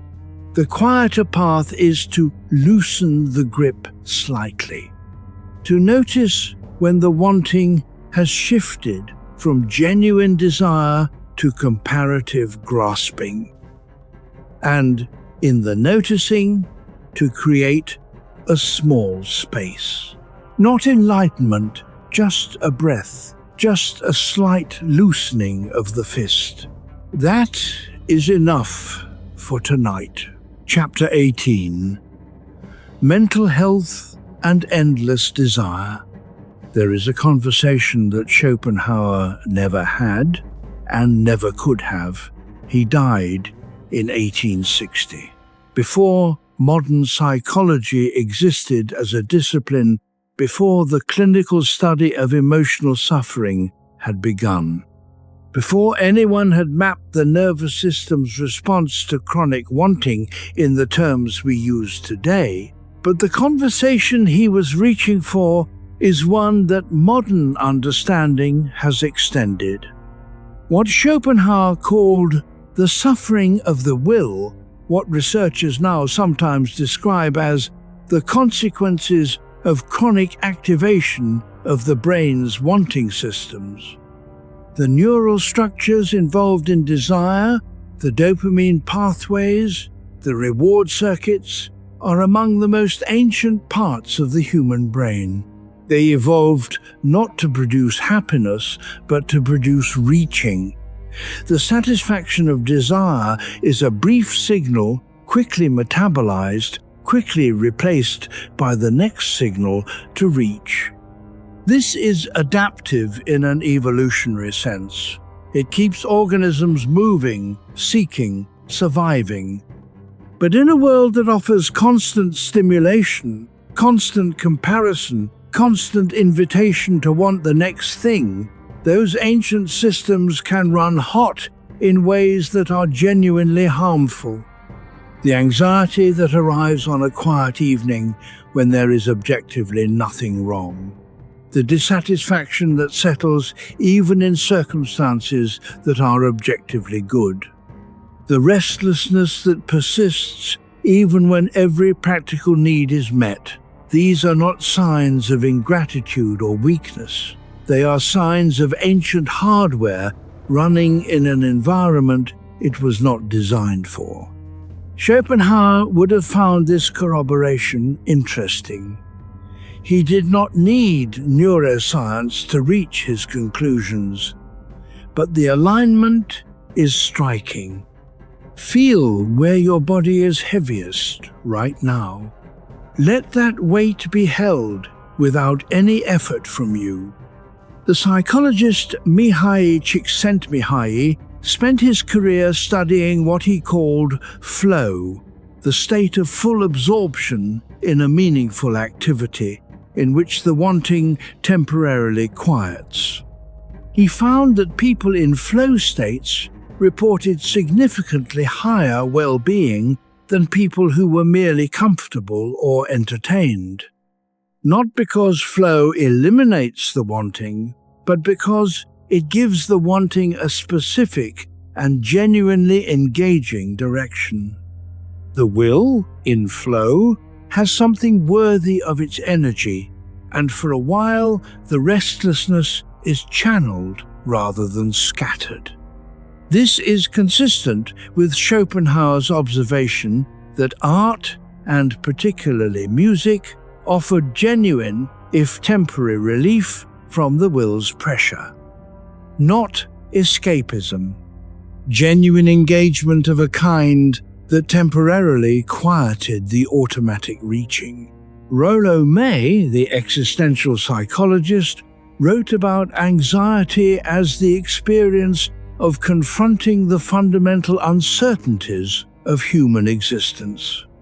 He distinguished between what he called normal anxiety, the appropriate response to real threats and genuine uncertainties, and neurotic anxiety, the amplified, chronic, generalized anxiety that comes from avoiding the first kind.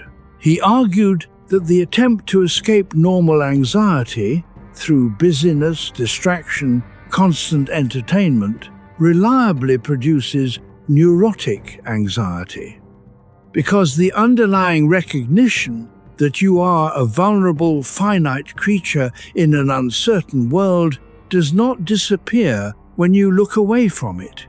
It intensifies. Schopenhauer would have agreed. He thought the refusal to see things clearly was always, in the end, more painful than the seeing. You do not have to solve anything tonight, but you can let something be seen that has perhaps been traveling with you quietly for a while. The wanting is not evidence of failure. The restlessness is not a disorder. It is the old mechanism doing what it does in a nervous system that has been working hard. Let it rest now. Just for these hours. Chapter 19. Why Love Feels Like Fate. There is a moment in certain relationships that feels unlike anything else. Not the pleasant feeling of attraction, though that is there. Not the warmth of compatibility, though that too is real. Something stranger. A sense of inevitability. As if this particular person was somehow already written into the story of your life before you met them. As if something recognized something. People describe this as fate, as destiny, as meeting their other half. Schopenhauer had an explanation for this, an explanation that is far less romantic than the feeling it describes. He argued that the feeling of fated attraction is the will expressing its deepest purpose, the continuation of the species. When two people feel powerfully drawn to each other, it is not primarily their conscious selves that are drawing together. It is the will, working through biological instinct, through the unconscious assessment of genetic complementarity, selecting the conditions it calculates as most likely to produce viable offspring. The feeling of fate is the will wearing the costume of destiny. This is uncomfortable to read. It seems to diminish something precious. But Schopenhauer was not dismissing love as meaningless. He was locating its source. He thought that romantic love was one of the will's most elaborate and convincing productions. The feeling of overwhelming recognition, the sense that this person completes something, the near madness of desire, all of these are the will pulling out every instrument at its disposal to ensure that you act in service of the species' continuation. And once the will has accomplished what it wanted, the spell begins, often, to change. The overwhelming feeling of fated necessity softens. The person you were certain was your destiny becomes the person you are learning to actually know, which is both harder and more interesting than the fated version. Let your breath move slowly. Let the air settle. None of this makes the love false. Schopenhauer was careful about this. The love is real, but its origin is older and less personal than it feels. It arises from something that does not care about the particular individuals involved. It cares only about the continuation of the possibility of individuals. This observation, taken in the right spirit, can actually be liberating. If the most overwhelming feeling of romantic recognition you have ever had was not a precise message from the universe about who you should be with, but rather the will's biological strategy at its most persuasive, then the fading of that feeling is not evidence that the relationship was wrong. It is just what happens when the will has made its pitch and the actual relationship begins. Esther Perel, who has spent decades studying desire and intimacy, talks about the difference between falling in love, which is involuntary, consuming, and involves a kind of obliteration of self in the presence of another, and loving over time, which requires sustained attention, real seeing, and the harder work of genuine presence. She is not dismissing the falling. She is saying it is not the whole story. Schopenhauer would agree. He thought the most honest and most sustainable relationships were the ones in which both people eventually saw through the will's production. The feeling of fate quieted, and what remained was something more durable, the actual choice to remain, to understand, to be genuinely present to a specific person. Not fate, something better than fate, choice. And choice, made with clear eyes, is the closest the will ever comes to something like freedom. There is something else worth noticing in Schopenhauer's account of love. He was not a man who found relationships easy. He tried and failed at romantic connections several times, and he eventually stopped trying. He chose solitude and seemed to find it, if not entirely satisfying, at least honest. But he was not bitter about love. He did not dismiss it. He wrote about it with genuine fascination. The power of the feeling, the way it suspended ordinary judgment, the strange quality it had of making the specific person feel both uniquely chosen and, from the outside, interchangeable with the other people in similar states of being pulled towards someone. He thought this interchangeability was important, not as a dismissal, but as a diagnostic. If the feeling of fate were truly about this particular person, truly about the unique qualities of the individual encountered, you would expect it to be more selective, to arrive rarely and stay long. But it arrives more broadly than that. It attaches and detaches. It fastens to one person and, under different circumstances, might equally have fastened to another. This is the will being practical. The will does not need the ideal match. It needs continuation. And so it makes a powerful argument for whoever is available and possible in the particular season of life in which the encounter happens. None of which makes the love less real. The love is real. The argument for it is just older and less personal than it feels. And knowing this, two people can meet in something more honest than fate. The genuine choice to build something together with clear eyes and some understanding of what is driving them. That is not a smaller love, it is a larger one. Chapter 20, Nature does not console. There is a particular human habit that Schopenhauer found both understandable and philosophically confused. When suffering becomes acute, people often turn to nature for comfort. The mountains, the ocean, the quiet forest, the sense that something larger and older and more continuous than human trouble exists. The feeling that the world's beauty is somehow a promise that things will be all right. He understood the impulse. He did not share the confidence it rested on. Nature, in Schopenhauer's view, is not a consolation. It is an expression of the same will that drives human suffering.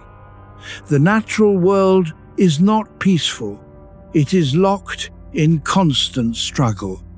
Every organism eating others to survive. Every system pressing toward continuation without concern for the suffering of individual creatures. The beauty of a forest conceals a relentless competition for light and water. The beauty of a predator conceals its function as a mechanism of death. Nature is not cruel. It is indifferent. And indifference is different from comfort. This is not a nihilistic observation, it is an honest one.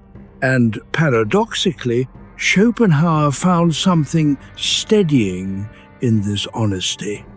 Because the person who expects nature to console them, who needs the world's beauty to mean something specific, to offer a guarantee, to promise that human suffering has a cosmic counterbalance, is perpetually vulnerable to disillusionment. The day after a beautiful sunset, the suffering returns. The mountains do not remember what they offered yesterday. Let your shoulders drop. Feel the quiet of this room around you. But Schopenhauer also wrote about nature in a very different register when he wrote about aesthetic experience. And here is where something surprising opens up. He believed that moments of genuine beauty, a landscape, a piece of music, a painting, offered a temporary but real escape from the will's mechanism. Not because nature consoles, but because genuine aesthetic experience temporarily dissolves the self. In the moment when you are truly absorbed in something beautiful, when the view from the hillside floods your attention completely, when the music fills the room and the ordinary thinking stops, the will momentarily loses its grip. The I that was wanting things, comparing itself to others, rehearsing past hurts, narrating its future, that I is briefly suspended. What remains is pure knowing, a consciousness without a wanting subject, a looking without a looker. Schopenhauer called this one of the highest forms of human experience available in ordinary life.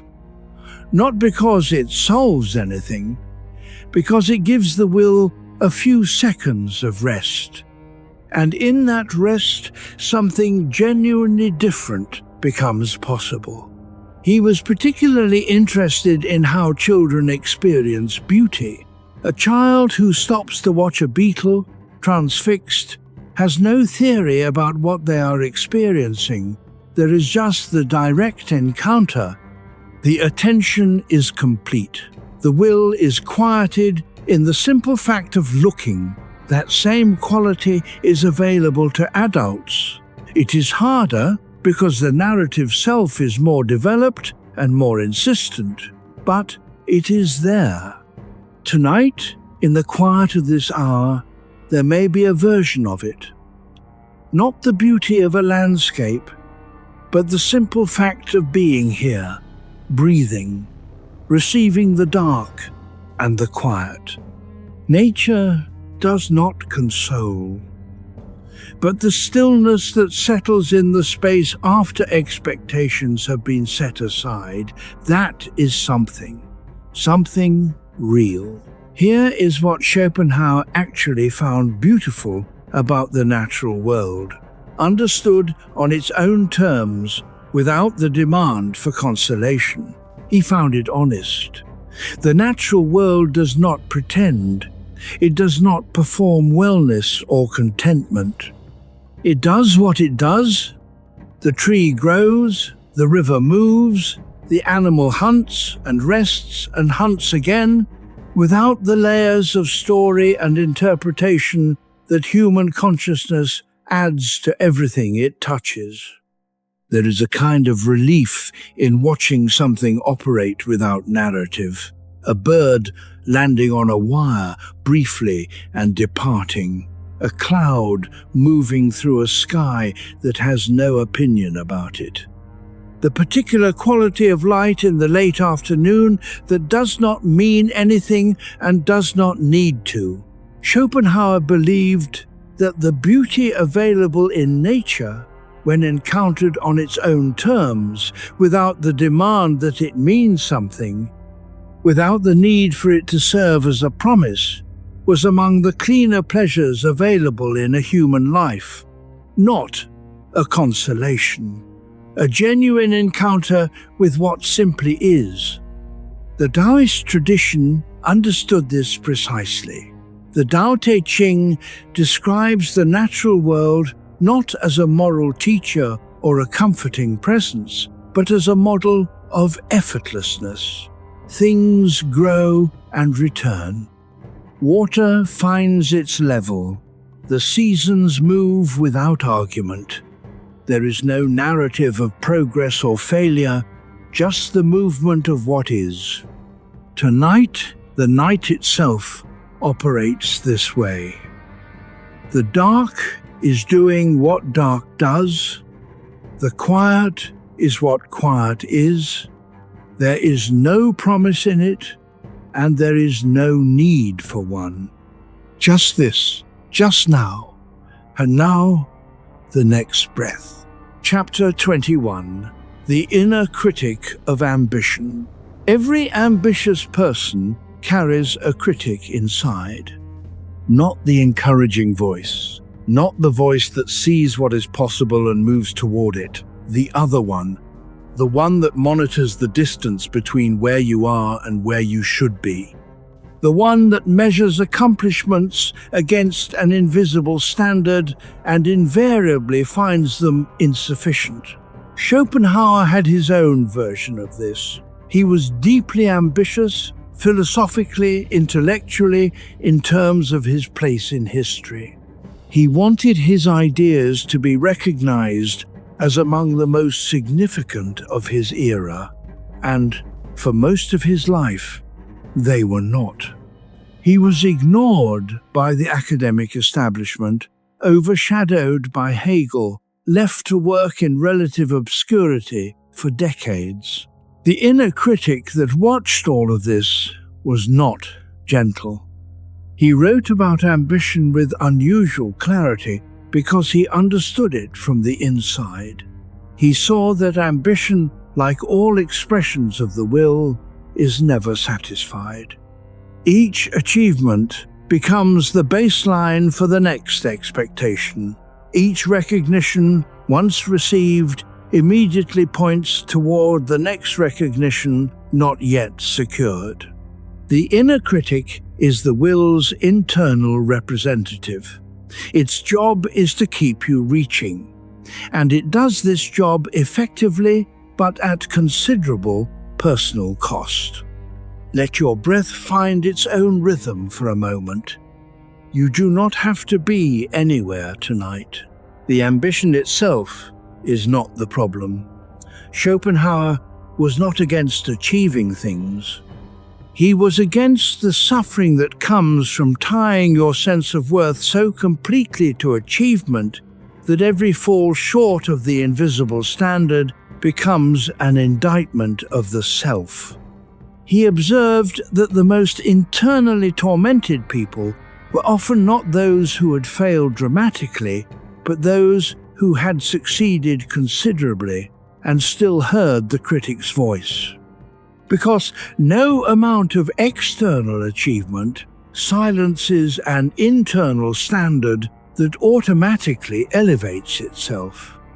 This is the inner critic of ambition, not the occasional reminder that improvement is possible, but the constant drumbeat of insufficiency that insists more must be done more quickly to a higher standard with fewer missteps. Brené Brown, the researcher who spent years studying shame and vulnerability, described something similar in the people she interviewed. She found that the most corrosive inner experience was not the presence of imperfection, but the belief that imperfection was unacceptable. That being seen as flawed, incomplete, still working on it, was the same as being fundamentally unworthy. Schopenhauer's response to the inner critic was not to silence it through positive self-talk or the deliberate cultivation of self-esteem. He was too honest for that. His response was more structural, to see that the critic is the will's instrument, not the truth about the self. That the standard it enforces is not external and objective. It is internal and shifting, always receding. The inner critic says, not yet, not enough, not good enough yet. And it will always say this because that is its function. But its function is not wisdom. Its function is forward motion.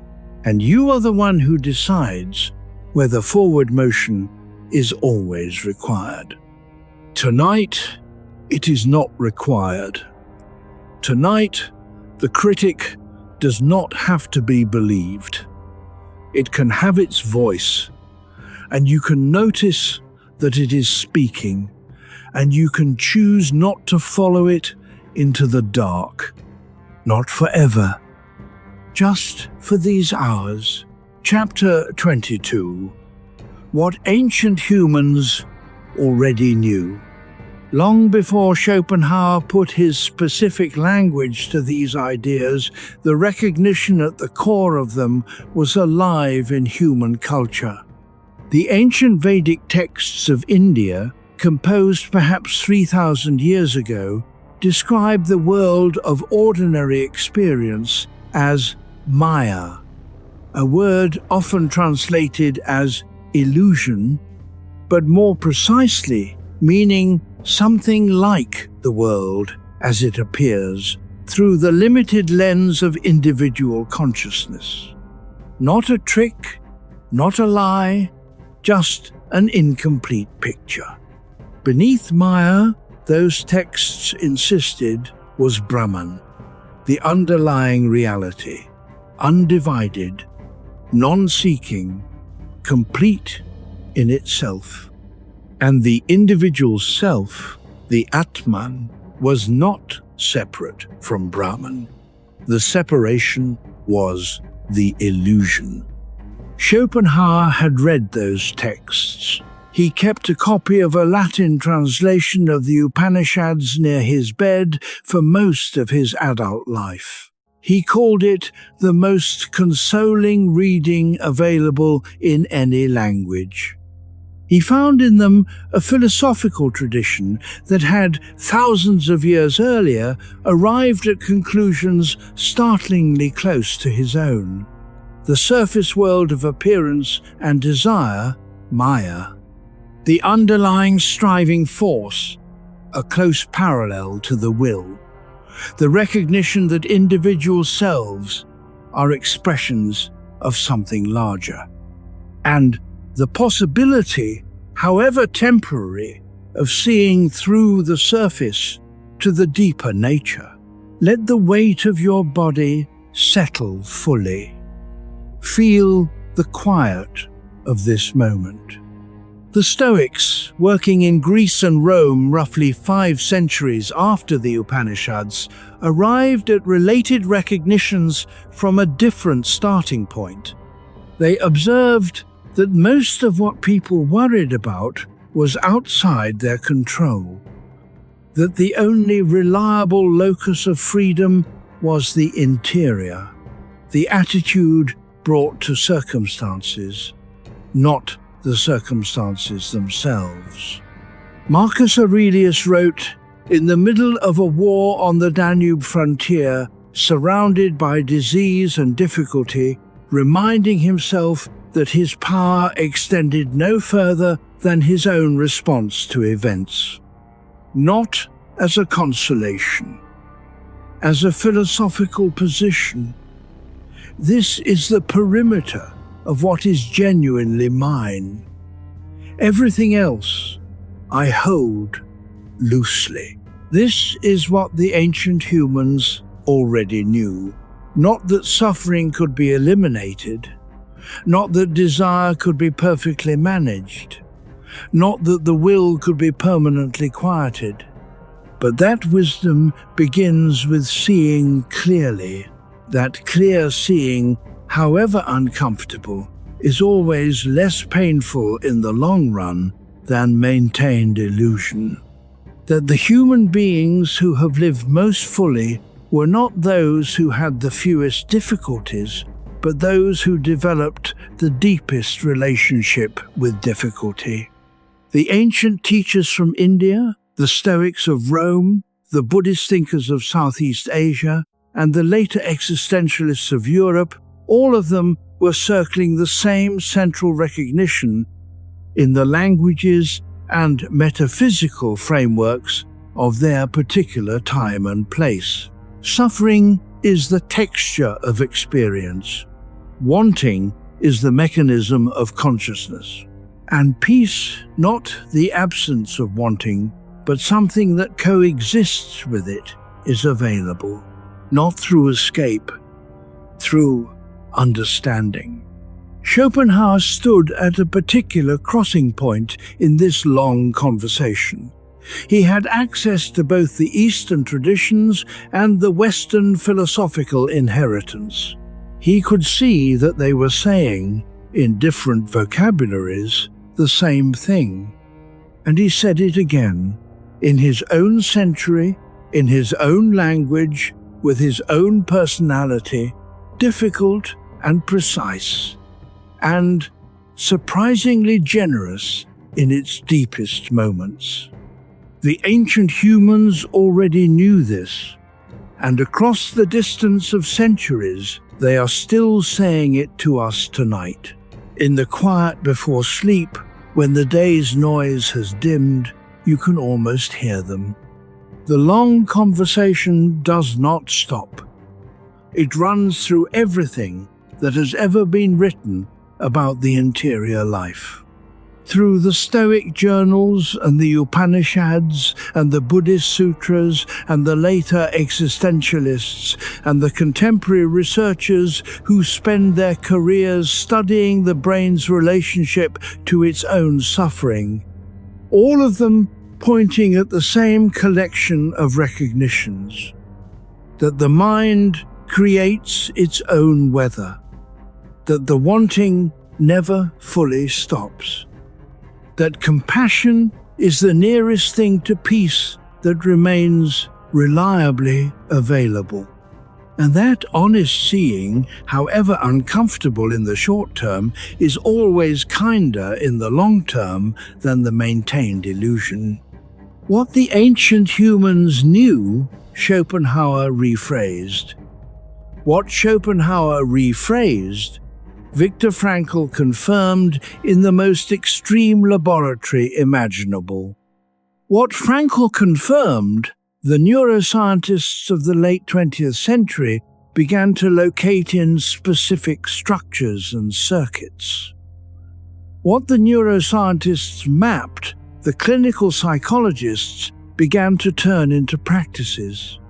The conversation is unbroken, and you are part of it. Every person who lies awake with the familiar questions is part of it. Tonight, you do not have to advance the conversation. You do not have to add anything or resolve anything or figure anything out. You just have to receive it. The long wisdom of the species, accumulated across millennia, distilled through thinkers who thought carefully so that others might rest a little more easily. They thought so you could rest. Let that be true for a moment. Let the thinking be theirs tonight, and let yourself simply be the receiver. That is enough. That has always been enough. Chapter 23. Survival before meaning. Viktor Frankl, who survived the concentration camps of the Second World War and went on to build an entire psychology around the human need for meaning, made an observation that Schopenhauer would have found deeply familiar, though he would have framed it differently. Frankl said, "Between stimulus and response, there is a space. In that space is freedom, and in freedom is the possibility of meaning." He was pointing at the gap between what happens to a person and how that person responds. He found in the most extreme circumstances imaginable that this gap, however narrow, was real, that people retained some degree of inner freedom even when everything else had been stripped away. But Schopenhauer would have added something that Frankl's more hopeful philosophy sometimes underemphasizes. Before meaning, there is survival. Before the choice of attitude, there is the will to continue. And the will to continue is not noble or chosen. It is biological. It is the will expressing itself through the organism at its most fundamental level. We survive before we mean anything. The body keeps going before the mind has made sense of what is happening. And sometimes, in the deepest forms of suffering, that sequence is the most honest thing we can say about the human being, that it continued before it understood why. Feel the slow movement of your breath. Notice that you are breathing without deciding to. The body does this. The will does this. Schopenhauer believed that the will to live was the most fundamental expression of the will in biological form. Not chosen, not reasoned, simply present. The organism presses toward continuation because continuation is what the will does. This has a particular quality in grief. In the first days and weeks after serious loss, people often describe a kind of automatic pilot. They eat because the body demands food. They sleep because the body eventually forces it. They speak when spoken to. They manage the logistics that have to be managed. The meaning comes later, sometimes much later. First, there is just the continuation. Schopenhauer was not romanticizing this. He did not think survival was the goal. He thought survival was the precondition. And he thought the enormous energy the will invested in survival was also what made the eventual search for meaning so necessary and so difficult. Because the will keeps you alive without asking whether you find the living meaningful, and the mind eventually begins to ask. The question why is not the will's question. It is consciousness turning back on the will and asking it to justify itself. And the will has no answer. It does not have reasons. It has momentum. Into that gap between survival and meaning steps philosophy, steps art, steps connection. Steps the slow work of building a life that is not just continued, but inhabited. Frankl did this after Auschwitz.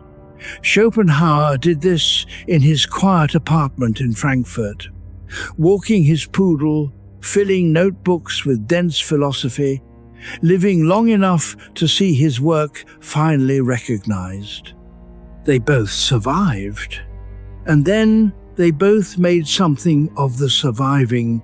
That sequence, continuation, then meaning, is the most honest account of what it means to be a human being working through difficulty. You are somewhere in that sequence tonight, and wherever you are in it, the fact of your continuation is not a small thing. Chapter 24. Emotional pain and attachment. There is a kind of pain that is not about events. It is about attachment to events having been different. Not the initial shock of something going wrong. That is its own thing, and it is real.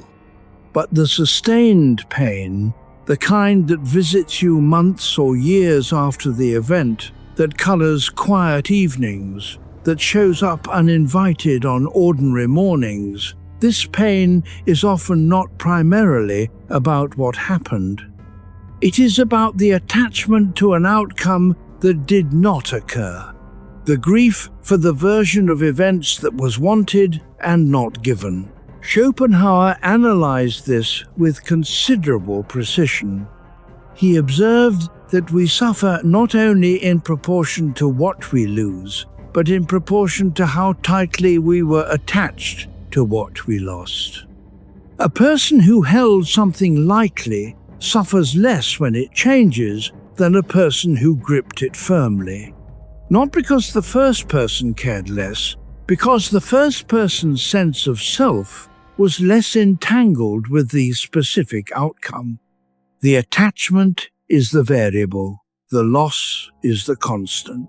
This is one of the places where Schopenhauer's thinking converges most directly with Buddhist psychology.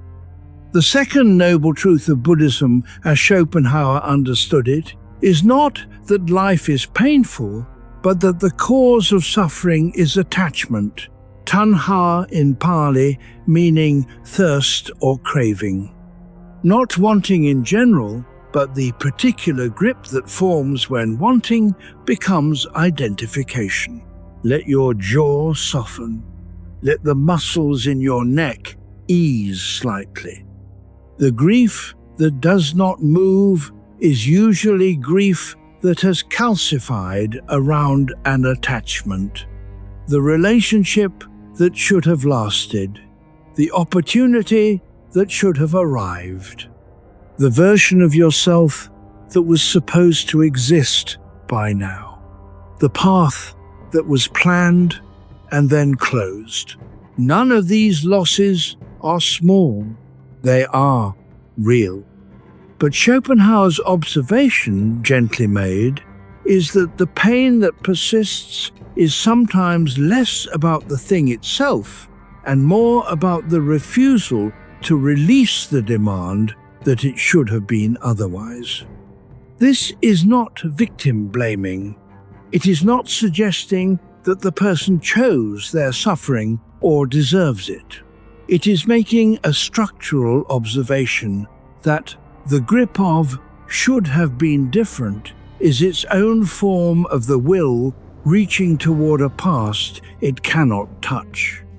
John Bowlby, the psychologist who developed attachment theory, spent decades studying how early experiences of connection and disconnection shape the nervous system's approach to closeness throughout life.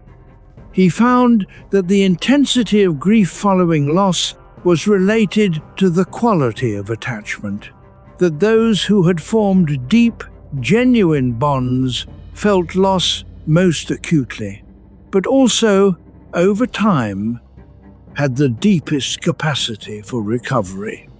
Schopenhauer would have found this interesting, that the very vulnerability to pain that comes with genuine attachment is also the sign of genuine capacity for connection. The two cannot be fully separated. To attach is to be alive. To lose is to have attached. And the grief, however difficult, is evidence of something that mattered. The question is not whether to feel it. The question is whether the feeling can eventually move through. Whether the grip, over time, can loosen. Not because the thing was not worth holding, but because holding what is gone has become a way of not living what is present. Tonight, whatever you are holding, you do not have to release it, but you might let yourself become aware of the holding itself. And notice that the act of noticing already loosens the grip slightly on its own. Chapter 25, The Wisdom of Renunciation. There is a word in Schopenhauer's philosophy that makes most Western readers uncomfortable. Renunciation. It sounds like deprivation, like giving up, like the retreat of someone who has been defeated by the world and called the retreat wisdom. But Schopenhauer meant something more precise and more interesting than any of that. He was not suggesting that we should stop wanting things, or stop engaging with the world, or live ascetically in protest against the will's mechanisms. He was describing what he observed in people who had genuinely seen through the will's mechanisms, who understood, not just intellectually but in a felt way, the cycle of wanting and temporary satisfaction and renewed wanting, and who had, as a result, loosened their grip on the outcomes they were pursuing. This loosening, he thought, was not resignation, it was clarity. The person who has genuinely understood that no achievement will satisfy the wanting permanently does not stop achieving. They achieve differently, with less desperation, with more of what we might call lightness. They reach for things without staking their entire sense of self on receiving them. They can want something, work toward it, and be genuinely okay if it does not come. Not because they did not care, because they understood the nature of the wanting itself. Notice the stillness of this room. Notice that you do not have to reach toward anything right now. This is related to what the Taoists called Wu Wei, often translated as non-action, but more precisely meaning effortless action, or action in alignment with what is rather than in resistance to it. The Tao Te Ching, attributed to Lao Tzu, is full of images of water, the softest thing in nature, which flows around obstacles rather than fighting them, and which, over time, wears through the hardest stone. Wu Wei is not passivity. It is the absence of unnecessary resistance, the willingness to move with the grain of reality rather than constantly against it. Schopenhauer's renunciation shares something with this. Not the dramatic renunciation of the ascetic who denies the body's needs, the quieter renunciation of the person who has stopped needing the world to be other than it is in order to be at peace. This is one of the most difficult things a human being can do, not because it requires extraordinary strength, because it requires a kind of surrender that the will resists with everything it has. The will's entire function is to push forward, to insist, to demand. Renunciation asks it to breathe, to hold its own pushing lightly, to acknowledge that the world does not bend to its requirements and that peace does not require it to. Marcus Aurelius returned to this almost daily in his journal, not because he had mastered it, because it required constant practice. He reminded himself again and again of what he could and could not control. He remade the distinction fresh each morning because the will is not permanently persuaded by any argument. It needs to be met each day. Schopenhauer admired this. He thought the Stoic practice of daily recommitment to clarity was more honest than any claim of permanent enlightenment.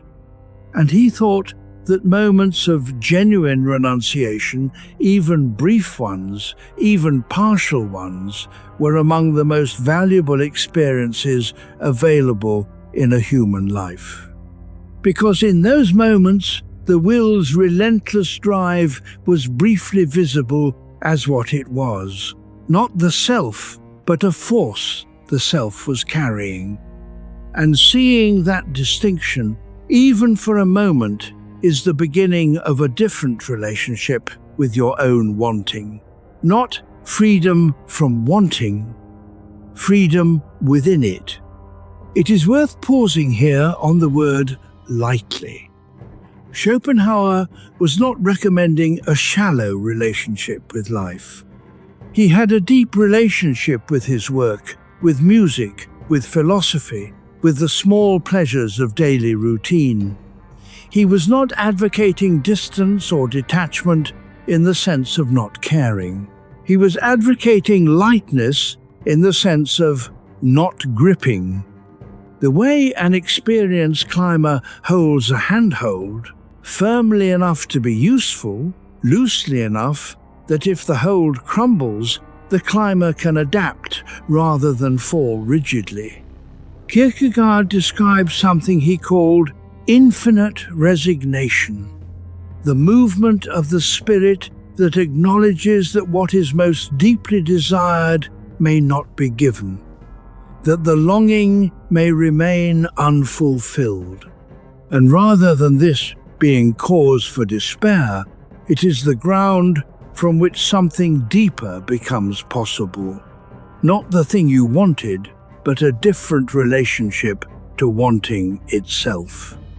Schopenhauer and Kierkegaard disagreed about many things, but on this particular arc, the movement from grasping to releasing to a new kind of engagement, they arrived at places that rhyme.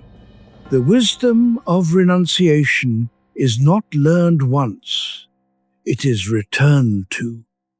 Each time the will reasserts itself, each time a new want arrives and begins to grip, the practice begins again. Not with frustration at having to return, with the recognition that this is simply how it works. The tide comes in, the tide goes out. The practice is not to stop the tide, but to stop being surprised by it. Let your body be heavy. Let the quiet be present. You do not have to renounce anything tonight. Just notice what you are holding, and let the noticing itself be the beginning of something lighter. Chapter 26. Art as temporary release. In the fall of 1850, the composer Richard Wagner visited Schopenhauer's apartment in Frankfurt. Wagner had been reading Schopenhauer's main work obsessively and found in it a philosophical language for something he had always felt but could not articulate. That music was not entertainment, not decoration, not a refined pleasure. Music was something more fundamental, something that touched the same source that Schopenhauer was calling the will. The meeting between the composer and the philosopher was a recognition, two people looking at the same thing from different directions. Schopenhauer had already written about art as a temporary escape from the will's mechanism.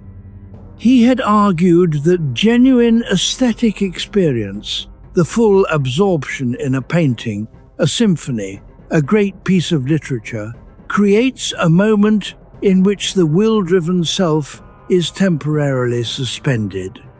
In that moment, the person stops being a subject who wants things and becomes, briefly, a subject who simply knows. A pure consciousness, without agenda, looking at or listening to or reading something completely.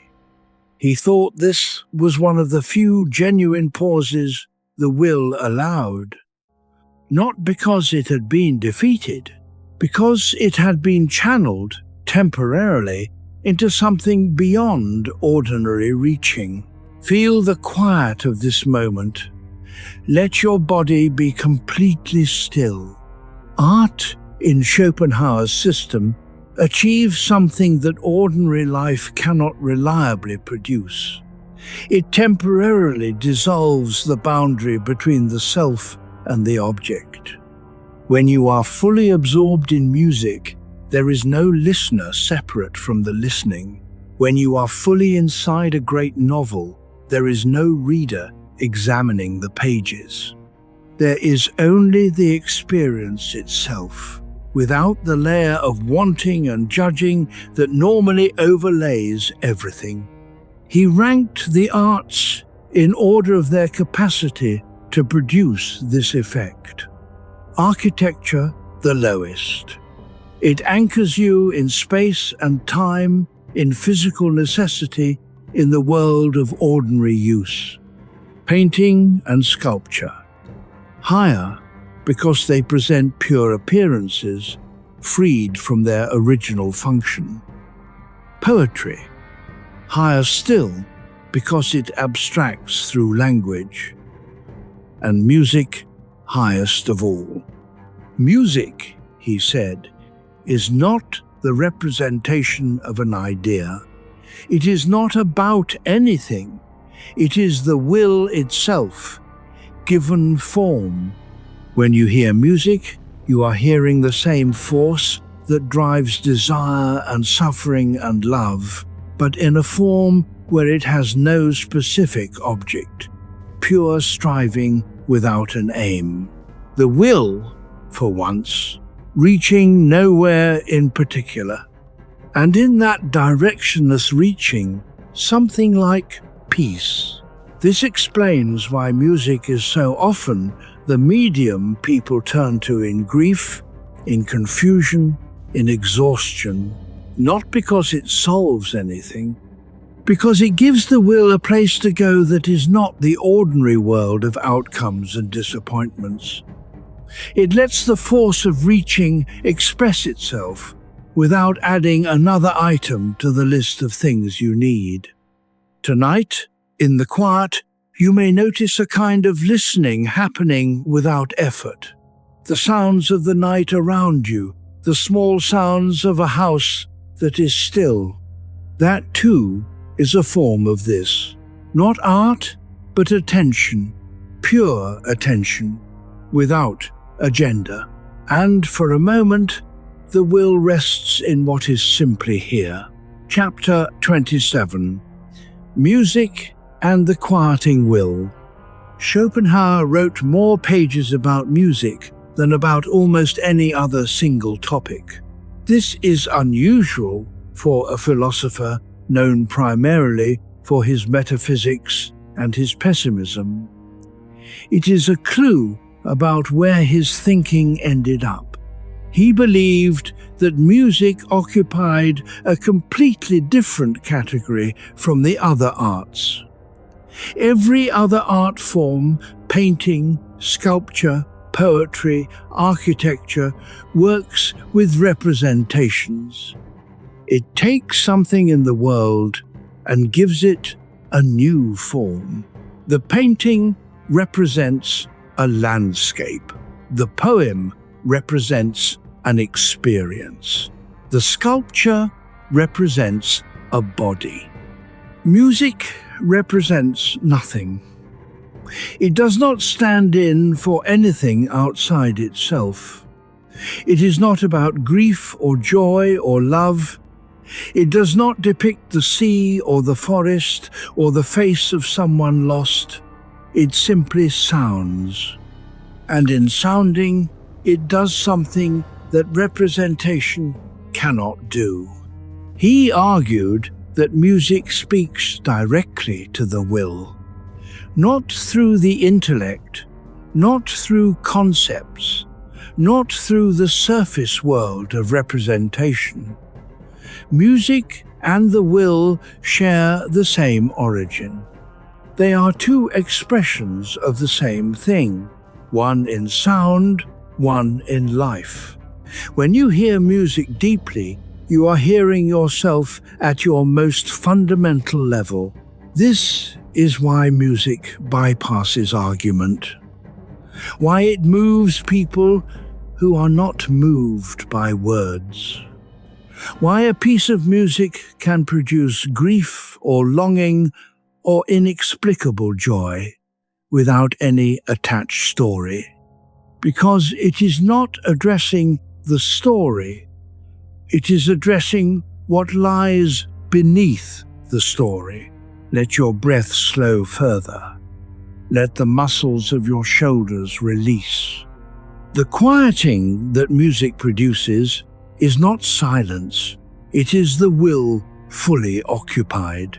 The way a river running fast through a channel has no energy left for the small eddies and disturbances that normally scatter it. Music gathers the will's movement into one direction, one form, one continuous expression.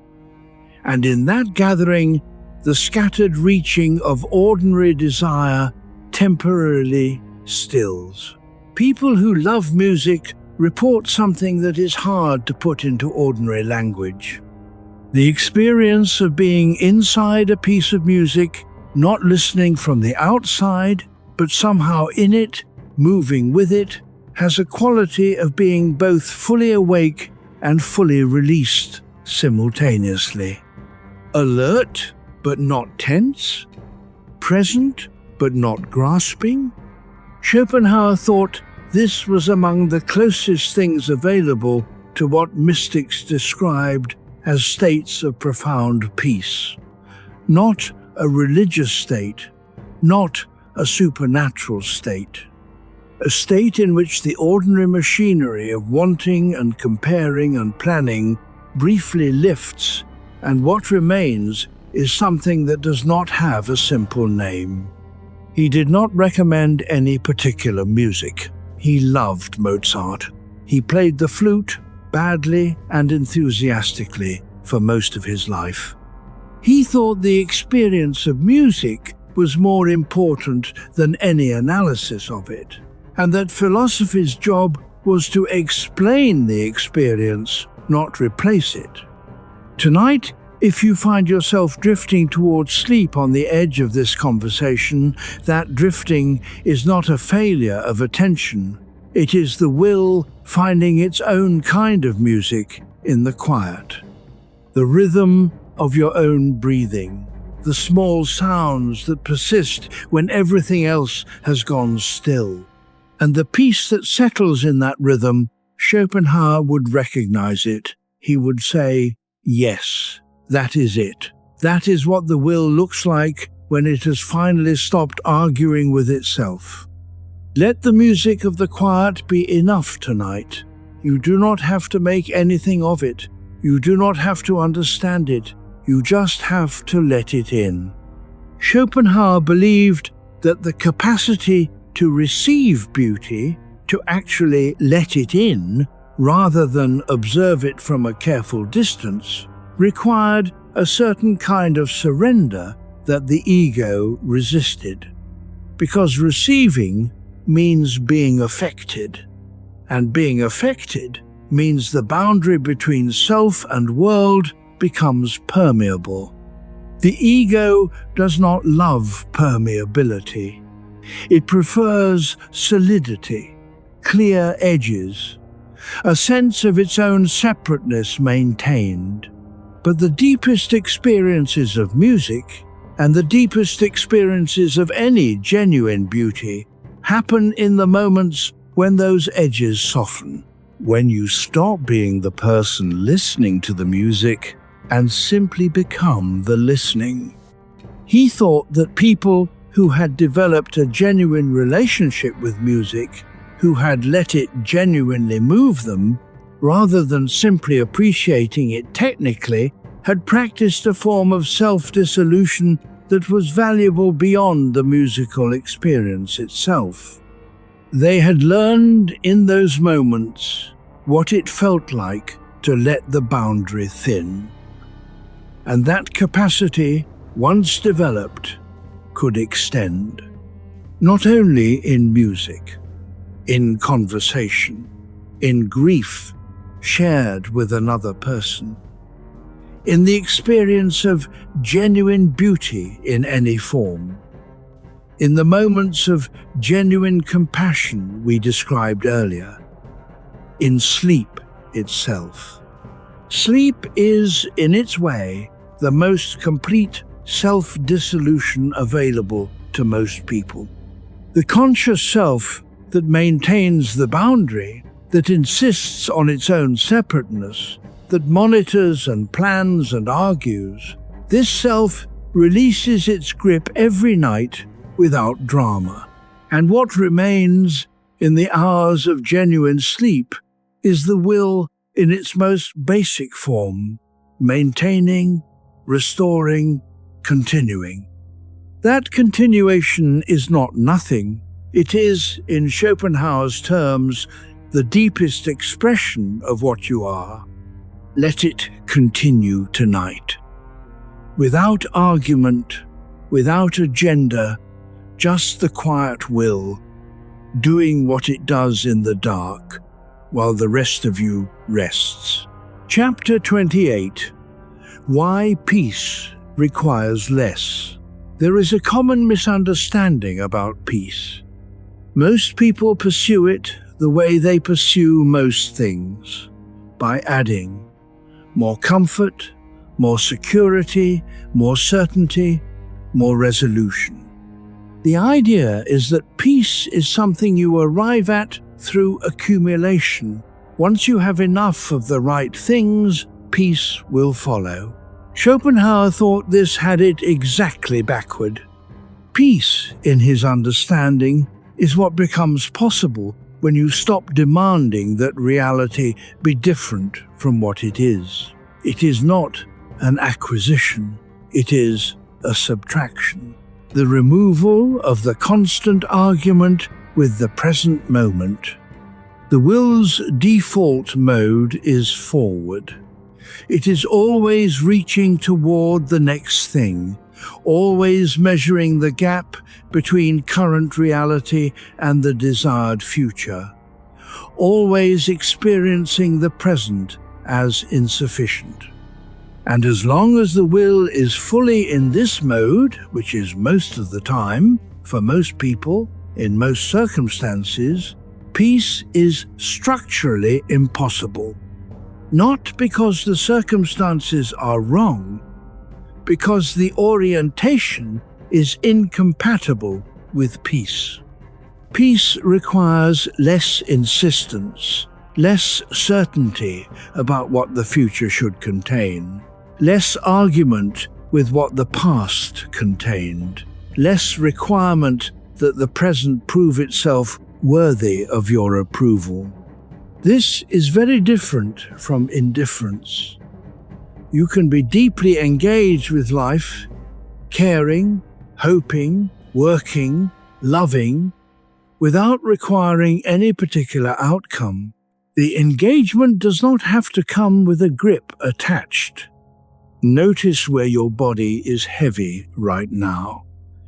Let that heaviness be held. Lao Tzu described something similar. He wrote about the sage who leads without forcing, who achieves without striving, who is full without being filled. Not a passive person. A person so aligned with the nature of things that their effort flows in the direction of what is, rather than in opposition to it. Schopenhauer's peace works something like this. Not the peace of having resolved everything, the peace of no longer requiring everything to be resolved.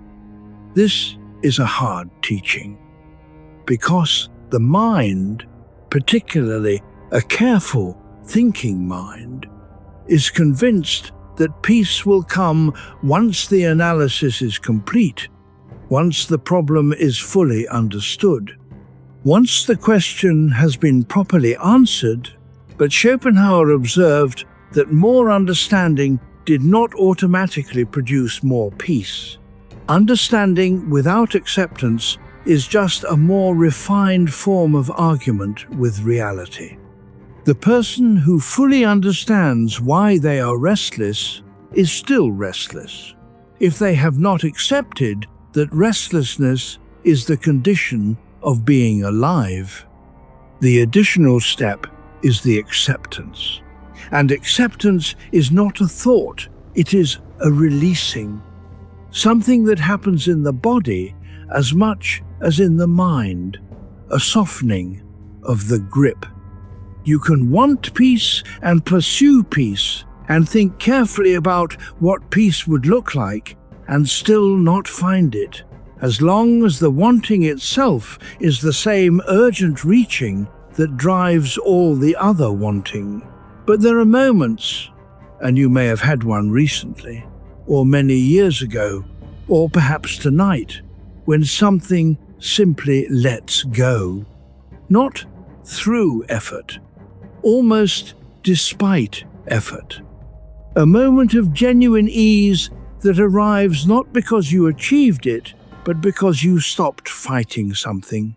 That is the peace Schopenhauer was pointing toward. It requires less than you think, less doing, less resolving, less insisting. Just this breath, just this quiet room, just the dark, which asks nothing of you and holds you anyway. Chapter 29. Seeing Through Illusion. The veil of Maya in ancient Indian philosophy is the name for the appearance of separateness. The sense that the world is composed of distinct objects, this tree, that person, myself separate from the rest, is described as a kind of covering over the underlying unity. Not a lie, a useful simplification that allows the organism to navigate, but not the deepest truth. Schopenhauer absorbed this teaching and translated it into Western philosophical terms. He agreed that the world of individuals, the world of separate selves bumping against each other, competing, connecting, colliding, was real as appearance.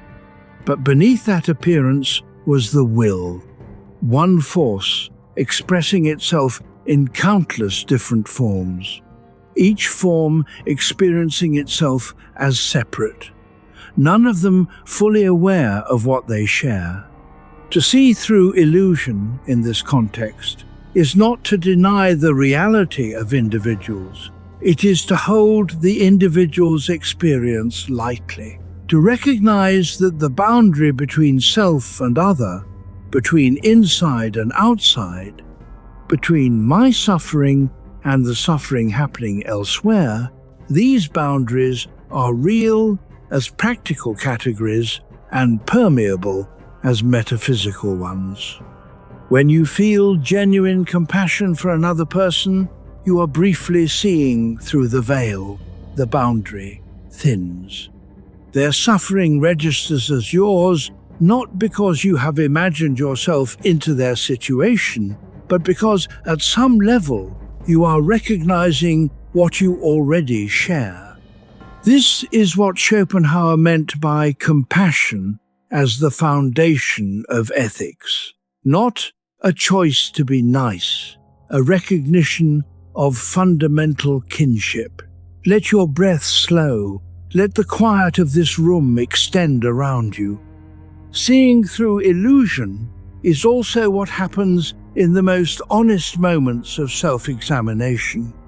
When you drop the story you have been telling about yourself, the narrative of your achievements and your failures and your reasons for being the way you are, and look at what is simply there, the breathing body, the circling thoughts, the persistent wanting, not the story, just the thing itself.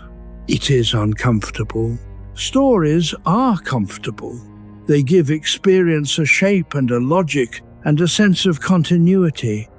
Without the story, there is just the raw fact of being conscious, in this body, in this moment, with all of its confusion intact.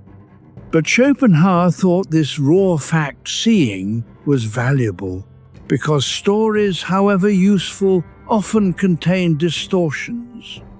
The story of your suffering frequently assigns more blame or more shame or more certainty about causes and meanings than the actual experience contains. Seeing through the story does not eliminate the suffering, but it removes some of the layers of interpretation that can make it worse. A man has been carrying a narrative about a difficult relationship for 15 years. In his story, the events have a clear structure. He was wronged, he responded imperfectly, and the resulting loss was both explained and irreparable. The story is consistent. He has told it many times, to himself and occasionally to others. But there are moments, usually in the dark, when the story loosens and what is beneath it is simpler and sadder. Not a drama, just a loss. Just two people who could not quite reach each other, for reasons that were not primarily anyone's fault. The story maintained the shape of the experience. Seeing through it lets it be what it actually was. That is the ordinary version of what Schopenhauer meant by piercing the veil. Not a mystical state, just the quiet moment when you see something as it is, rather than as the mind has arranged it. And in that seeing, something shifts.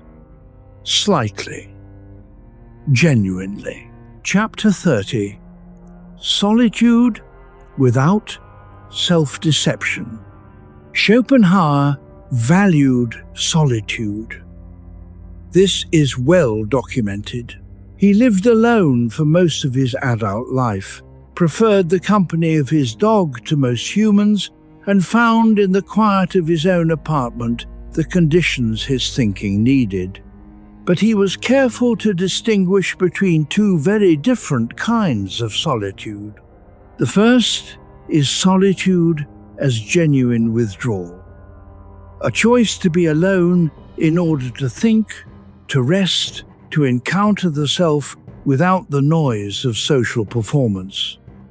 This he valued deeply.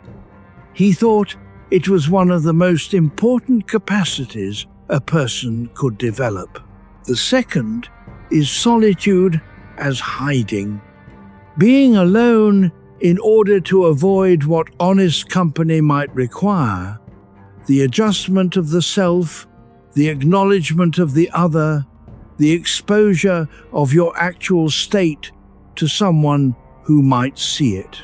This second kind he thought was dangerous, not because aloneness was bad, but because isolation that enables self-deception is isolation in service of the will's avoidance strategy. The will does not want to be seen clearly. It does not want to be named, analyzed, or understood. When it is understood, it loses some of its grip. So it is drawn to circumstances in which honest examination is unlikely. A person alone can be more honest with themselves than they would be in company. But a person alone can also be more thoroughly deceived. The story you tell yourself about your life, when no one is there to offer a different perspective, can become very fixed, very coherent, and very quietly wrong. Notice the weight of your body in the quiet of this room. Just be here for a moment. Schopenhauer's version of healthy solitude involves something he rarely used the word honesty for, but was clearly practicing: a willingness to examine the self without accommodation, without the self-protections that the ego usually maintains. In his notebooks, he wrote about himself with unusual candor: his failures in love, his difficult relationship with his mother, his professional ambitions and their discontents, his loneliness and his preference for solitude, and the tension between those two states. He was not gentle with himself in those private pages, but neither was he cruel. He was, as much as a person can be, clear. That is the kind of solitude he was recommending. Not withdrawal from the world in order to nurse comfortable illusions, withdrawal in order to see what is actually there. The philosopher Montaigne, who invented the personal essay as a form in the 16th century, practiced something similar. He retreated to a tower full of books and spent years writing about himself, his habits, his fears, his contradictions, his opinions, his body, his limitations. He wrote about himself as a kind of everyman. He assumed that whatever he found in examining himself honestly would be recognizable to other honest examiners of themselves. He was right. 500 years later, his essays still land, because the self he was examining was not uniquely his. Tonight, in the quiet of this room, you are alone with yourself, not isolated, just with yourself. And if you can be with yourself without requiring the experience to be different from what it is, without needing to be more composed or more sorted out, or more certain than you currently are, that is the kind of solitude Schopenhauer was describing. You do not have to have anything figured out. You just have to be here with whatever is actually here. That is enough. That is, in fact, the work. There is a difference, too, between the solitude that depletes and the solitude that restores. The depleting kind is the solitude of the person who is alone because the world has become too much, and who uses the aloneness to rehearse grievances, to run old arguments, to circle familiar pain without touching it. That person is not alone with themselves. They are alone with the noise of an unexamined mind. The restoring kind is the solitude in which the circling slows, not because the person has solved anything, because they have stopped requiring it to be solved right now. The thoughts come and pass. The feelings arrive and are felt and continue on. The person sits in the middle of their own experience without either fleeing it or being consumed by it. Carl Rogers, the psychologist who spent his career creating conditions in which people could genuinely encounter themselves, found that the most healing thing a therapeutic relationship could offer was not advice or analysis, but what he called unconditional positive regard, a quality of presence that did not require the person to be other than they were in order to be accepted. Schopenhauer would have been skeptical of this framing. He had little faith in the therapeutic relationship as a vehicle for philosophical insight, but he would have recognized the underlying observation that the experience of being genuinely accepted, even by oneself, in a moment of genuine solitude, had a quality that was not easily reproduced in company. Tonight, in the quiet that is settling around you now, you are that quality of presence for yourself. Not judging, not requiring, not managing, just here. That is the work. And you are already doing it. Chapter 31, The Weariness of the Species. There is a weariness that goes beyond personal fatigue. You can feel it sometimes on certain evenings. Not the tiredness of a particular hard day, something older. A weariness that seems to belong not just to this week, but to some longer span of time. As if you have been carrying something not just for your own lifetime, but for longer. Schopenhauer had a name for this, or something near it. He wrote about the will as a force that operates not just through individuals, but through the species. The human species is one expression of the will, just as each individual is one expression. And the will that drives the species, the enormous, blind momentum of collective desire, collective striving, collective reaching toward a horizon that never arrives, produces something like a species-level exhaustion in those who are aware of it. He thought sensitive people, people who perceived more acutely, thought more deeply, felt more intensely, were more susceptible to this. Not because they were fragile, because they were more permeable to the signal. They felt not only their own wanting, but, in some sense, the wanting of the whole.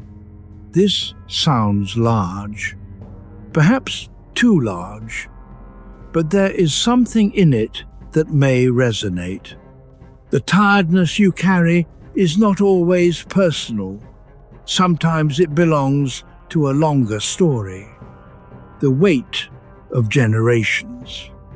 The accumulated reaching of people who came before you, who built and worked and hoped and were disappointed and kept going and handed the mechanism forward. You are one link in a very long chain of reaching. Let your breath move slowly. Let the thought of that chain be held lightly. The Stoics understood this differently, but arrived at a related place. Marcus Aurelius wrote in one of his darker meditations about the way time swallows everything. He named the great emperors before him, their achievements and their certainties, and noted that no trace of their certainties remained except the record. He used this not to produce despair, but to produce proportion. Whatever I am carrying right now, he seemed to be saying to himself, is real. And it is also one small chapter in a very long story. And the story is larger than my ability to fully hold it. And that is all right. Schopenhauer would have found this recognizable. The individual's weariness, seen against the backdrop of the species' endless striving, becomes both more understandable and slightly lighter. You are not uniquely burdened. You are part of a very long and very human process of reaching and resting and reaching again. And the rest, the genuine rest that comes in these quiet hours when the reaching pauses and the body and mind allow themselves to simply be, this rest is not nothing. It is what the will is asking for through you tonight. The species rests in individual sleep. The long momentum of reaching pauses, briefly, in each body that goes still. You are doing that now. There is something worth sitting with in this particular framing, because often the weariness that arrives in the quiet of an evening carries a quality of shame, a sense that you should not be this tired, that others are less tired, that your weariness is a private failing rather than a shared condition. Schopenhauer's species-level perspective dissolves that shame quietly and completely. You are tired not because you are weaker than others. You are tired because you are human, and being human means carrying the will's momentum in a body that was not designed for the pace of contemporary life. Donald Winnicott, the British psychologist who worked extensively with questions of what it means to genuinely rest, described something he called the capacity to be alone, by which he meant not physical aloneness, but the ability to be in a state of genuine non-performance, to exist without needing to produce, to justify, to maintain an image for anyone, including yourself. He found this capacity was developed in early life through experiences of being held without being required to do anything. The infant who is simply held, without performance expected, learns over time that it is safe to simply be. That existence does not require constant justification. Many people have not had enough of this, and the deficit carries forward. Even alone in the dark, they are performing for themselves, reviewing, evaluating, planning the next justification of their existence. Tonight, the weariness of the species gives you permission to stop performing. Not forever, not even until morning. Just for these hours, let the long chain of reaching rest in you. Let the will, which has been working through you all day, finally breathe. This is what species-level rest looks like in an individual body. You breathing slowly in the dark. You being held. Chapter 32, Freedom from Blind Wanting. What would it mean to be free? Not free from all desire. Schopenhauer did not think that was possible for a living creature. Not free from circumstances, which are always largely beyond our control. Not free from the body's needs or the mind's restlessness. He was thinking of something more specific. A freedom within the mechanism, a possibility that exists not by stepping outside the will's territory, but by seeing it clearly enough that you are no longer entirely unconscious inside it. He called this the possibility of denying the will, not annihilating it, not destroying desire, but stepping back even briefly from the automatic following of every impulse. The capacity to notice the wanting and not immediately be swept along by it. This sounds like willpower, which it is not. Willpower is just the will in one direction opposing the will in another. It exhausts itself and eventually fails. What Schopenhauer was describing is something quieter, the moment of recognition, of seeing the mechanism in motion, that creates a small space between the impulse and the response, not a grand freedom. A humble, daily, genuinely practical freedom. Epictetus described something very close to this. He distinguished between what is up to us, the impressions we assent to, the judgments we make, the attitudes we bring, and what is not. He insisted that within this narrow territory of what is up to us, a genuine freedom existed. Small, real, difficult to maintain, but real. Schopenhauer was not as optimistic about the permanence of this freedom as Epictetus was. He thought the will reasserted itself reliably and quickly, but he agreed that the moment of recognition was itself valuable, that seeing clearly, even briefly, was better than not seeing. Notice the air around you. Notice the quiet of this room. Notice that in this moment, Nothing is being demanded of you. There is a man who has spent decades managing a quick temper. He knows it is there. He knows the pattern. Something irritates him. The impulse to react rises quickly. The reaction happens before his better judgment arrives. He has worked on this for years, with limited and real success. But over time, something has shifted. Not the impulse, the timing. The small gap between irritation and reaction has grown, almost imperceptibly, slightly wider. Not always. Enough. Enough that occasionally, not reliably, but occasionally, he can feel the impulse rising and choose something different. That gap is what Schopenhauer was describing as the space of freedom. It is not heroic. It is not permanent. It requires attention, and it fails regularly, and it has to be recommitted to each time, but it is real. And it is, in the end, more honest than any claim of having conquered the will entirely. You are not trying to conquer the wanting tonight.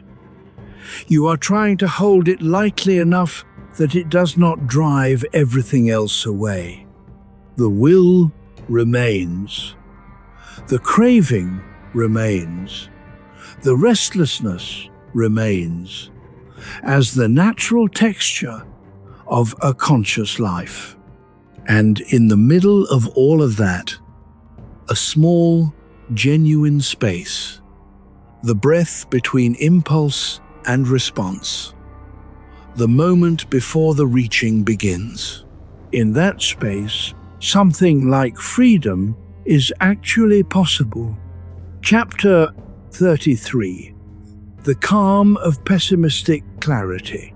The word pessimism has come to mean something like giving up, cynicism without the humor, defeat without the dignity of having tried. Schopenhauer's pessimism was nothing like this. His pessimism was a precision instrument, a philosophical position arrived at through sustained and honest inquiry into the nature of experience. He looked at the evidence, the structure of desire, the temporary nature of satisfaction, the background of suffering that ran through all conscious experience, and he said, "This is what is true." Not because he wanted it to be true, because looking away from it was worse. And here is the paradox that his readers often discover. Schopenhauer's pessimism, when genuinely absorbed, produces something that feels remarkably like calm. Not the calm of having things worked out, the calm of having stopped fighting what cannot be worked out. When you truly accept that suffering is structural, that wanting is the mechanism of consciousness, that satisfaction is temporary, that no configuration of circumstances will permanently quiet the will, then you stop spending enormous energy on the argument against these facts. The energy that was being used to maintain the hope that things will eventually be permanently different becomes available for something else, for presence, for the actual living of the life you are currently inside. Let your body be completely still for a moment. Let the weight of it rest fully. This is different from resignation. Resignation is the will that wanted things, was defeated and sulked. Pessimistic clarity is the understanding that transforms the wanting itself, not into passivity, but into something lighter, less desperate, more interested in what is actually here than in what should hypothetically arrive. The Stoics called something like this the view from above. Marcus Aurelius would periodically remind himself to look at human life from a great altitude, to see it in its full sweep, all the striving and achieving and losing and being forgotten, and to note that the view produced not despair but proportion, the ability to see his own concerns in relation to something larger made them easier to hold. Schopenhauer arrived at a similar perspective by a different method. His great altitude was philosophy itself. By understanding the mechanism of the will so thoroughly, by seeing desire and suffering and temporary satisfaction in their deepest context, he developed a kind of philosophical perspective that gave individual pain its proper proportion. Not small, properly sized. There is a quiet that follows this kind of seeing.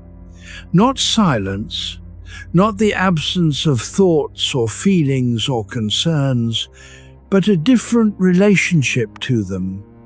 The thoughts still come, the feelings still arrive, the concerns still have weight, but the person inside the thoughts is slightly larger than they were before the seeing, slightly more spacious, slightly less defined by the particular contents of this day or this week.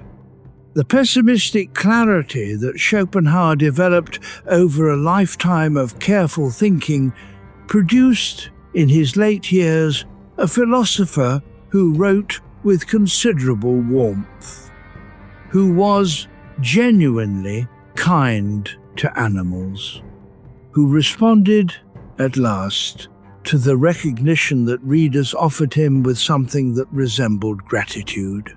He had looked at the hardest truths available. He had not looked away, and what he found, eventually, on the other side of the not looking away, was a kind of peace. Not the peace of answered questions, the peace of questions honestly held. Chapter 34. Letting the world be. There is a practice that requires no equipment, no training, and no specific circumstances. And it is one of the rarest things a human being does. Simply letting the world be what it is, not accepting everything that happens as ideal, not pretending that injustice is not injustice, or that pain is not pain, not withdrawing from the work of making things better. Just letting the world be what it is in this moment, without the constant running argument that it should be otherwise. The argument that it should be otherwise is so constant in most lives that it passes unnoticed. It is the background of thought, the quiet insistence that runs beneath everything else. Things should be different. People should be different.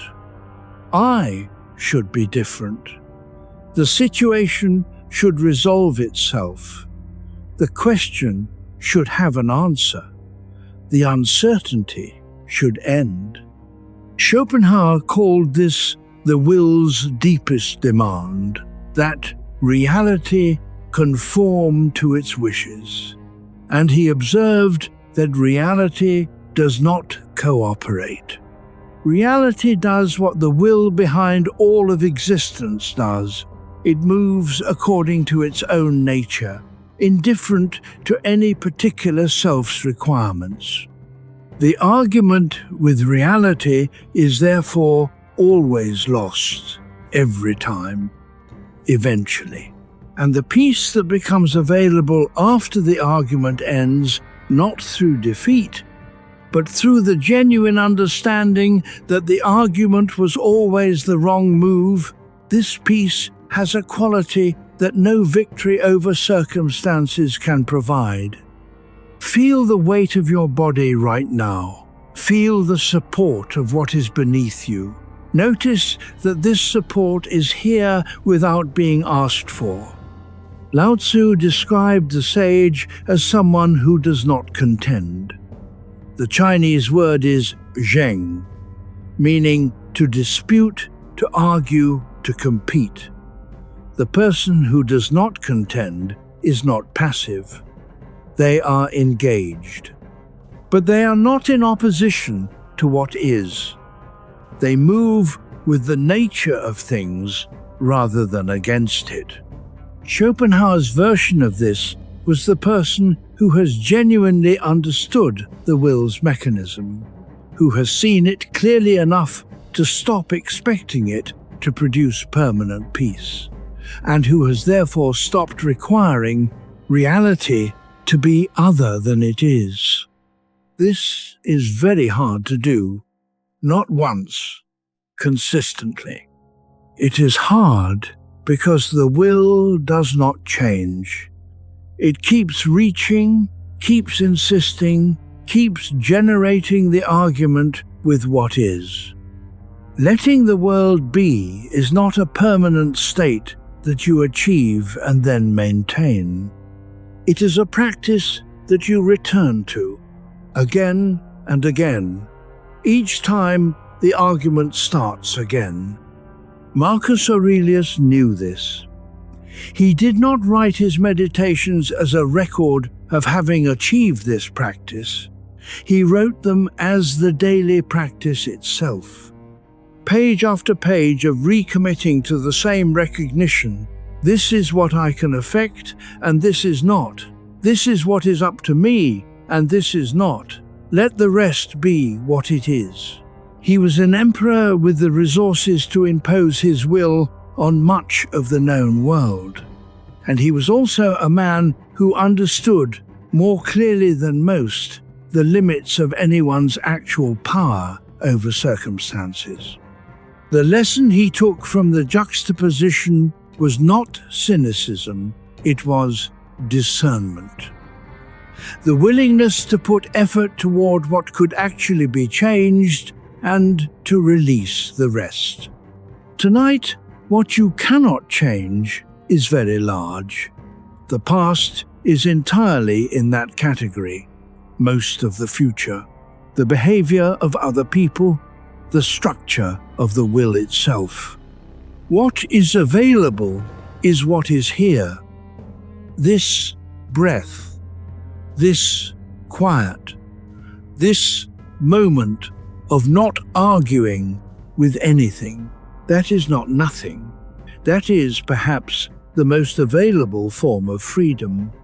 The practice of letting the world be is not a passive retreat from engagement. It is a reorientation of how engagement happens.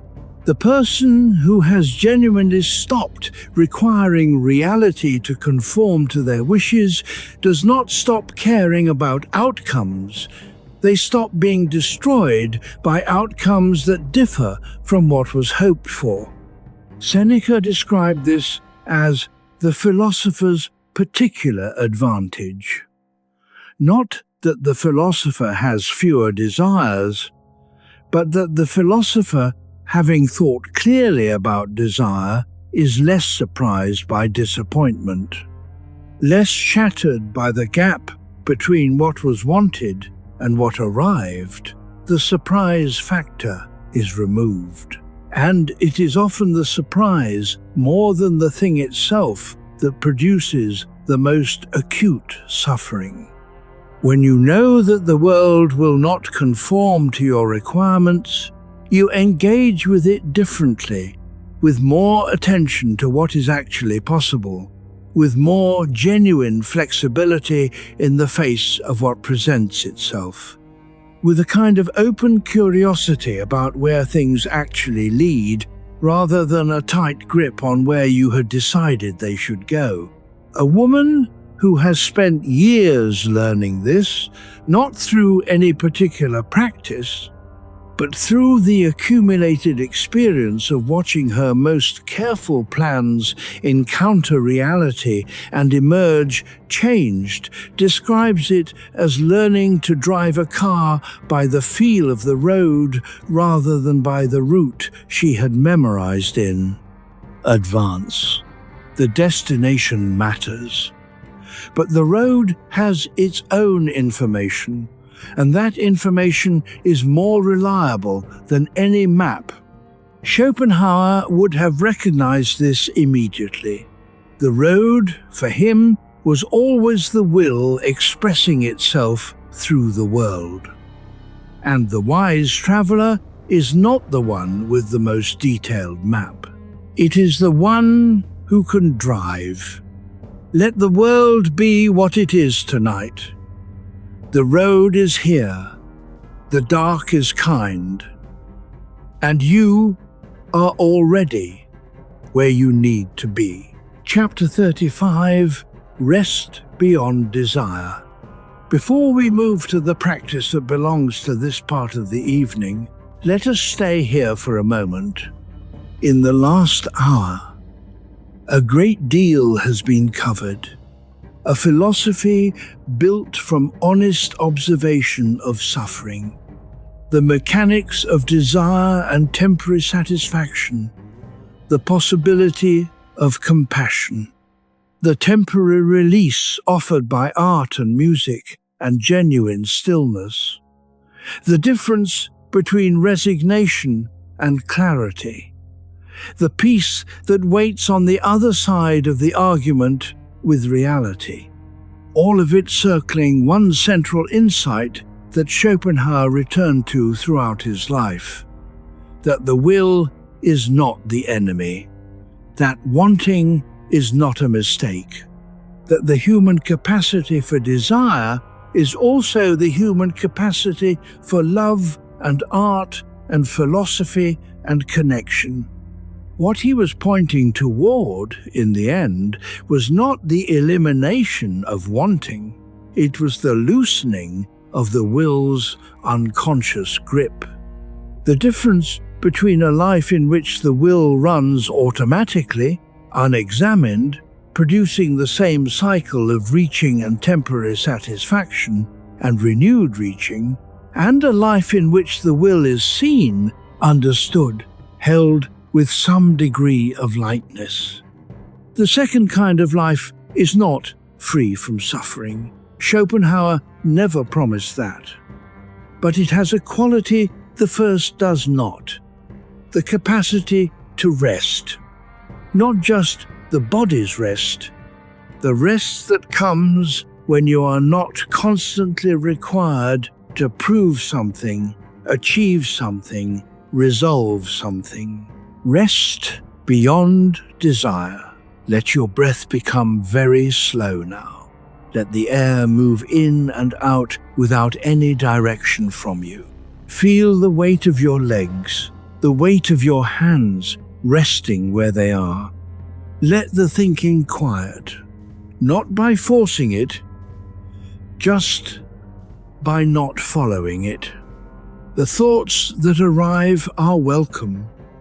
They do not have to be chased or managed. Let them arrive and let them pass. They are the will, still moving as it will always move. But you do not have to go with them tonight. The body is doing something wise right now. It is letting the tension of the day release. The muscles that held effort are beginning to soften. The nervous system is beginning to shift from the alertness that the day required into something quieter. That shifting is not nothing. It is the will's own intelligence expressed through biology. The organism knows how to rest. It has always known. The only question is whether the thinking mind will allow it. Tonight, allow it. The day is done. Whatever it contained, the work, the worry, the small victories, the unresolved questions, all of it can rest for now. Not solved, just rested. Schopenhauer believed that genuine rest, the kind that is not merely the absence of activity, but the actual release of the will's constant reaching, was one of the closest things available to what the mystics called peace, brief, real, renewable. You are moving toward it now, not by trying, by allowing. Let the room be quiet. Let the dark be what it is. Let the body be held. This is rest beyond desire, and it is available right now. If you would like to carry something from tonight into the week ahead, here is a gentle sequence, not a program, not a requirement, just 7 small invitations. Day 1, name the wanting. At some point tomorrow, pause and name one thing you are currently reaching for, not to judge it, just to see it clearly. I am wanting this. That is enough for today. Day 2, feel the body before the thought. Before you reach for your phone in the morning, take 10 seconds to feel the weight of your own body where it rests. Just the physical fact of being here. Then continue as usual. Day 3, let one thing be unresolved. Choose one situation you have been mentally circling and give yourself permission to leave it unresolved for a day. Not forever, just today. Notice what the unresolved feeling is like when you stop fighting it.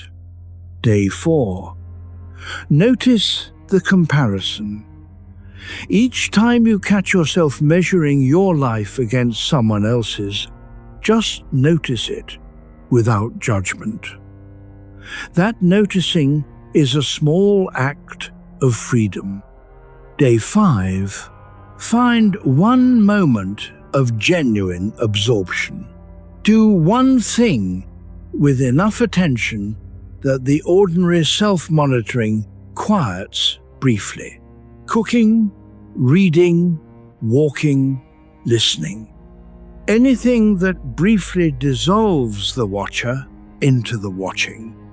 Day 6.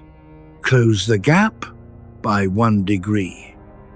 Notice the gentleness you would extend to a friend who was struggling, and offer yourself 1 degree more of that same gentleness today. Day 7. Sit with the quiet. Before you sleep tonight, take 2 minutes in silence. No audio, no content, just you and the dark and the breath. Let whatever wants to arrive, arrive. You have been practicing all week. Let tonight be the rest. Chapter 36. A quiet surrender tonight. There is a word we have been circling all night, and it is worth naming clearly before we close. Surrender, not defeat. Not giving up on what matters. Not abandoning the work of your life, or the people you love, or the things you are trying to build. Surrender as in, for this hour, the argument ends.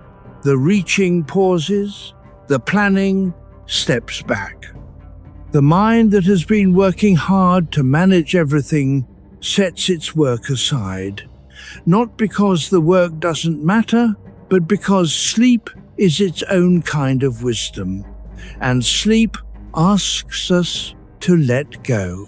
Schopenhauer wrote in one of his more poetic passages about the character of night.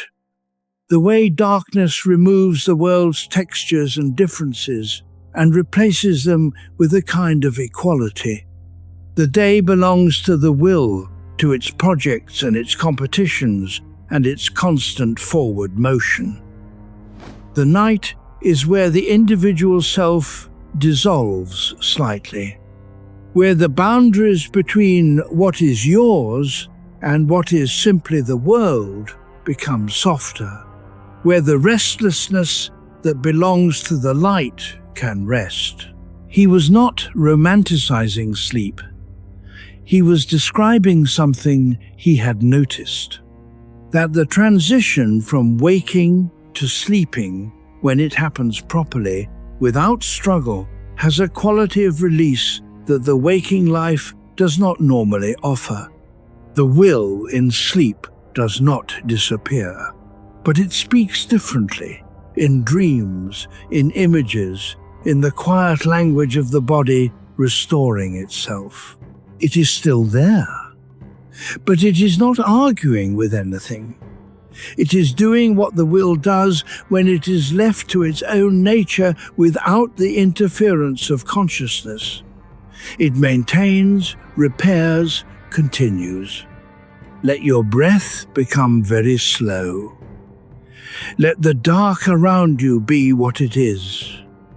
Let the sounds that are present, small, ambient, the sounds of a world going to sleep, be held without following them. Earlier tonight, we sat with some of the hardest observations available about the human condition. That desire does not rest. That satisfaction is temporary. That suffering is structural.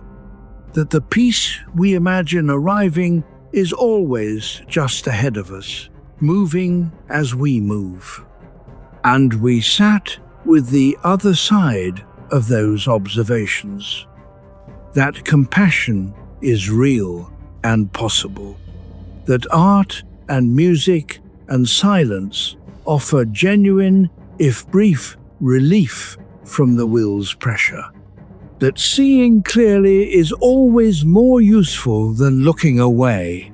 That the weariness you carry is not yours alone, it is the weariness of the species, shared across every body that has ever lain down in the dark, and let the day be done.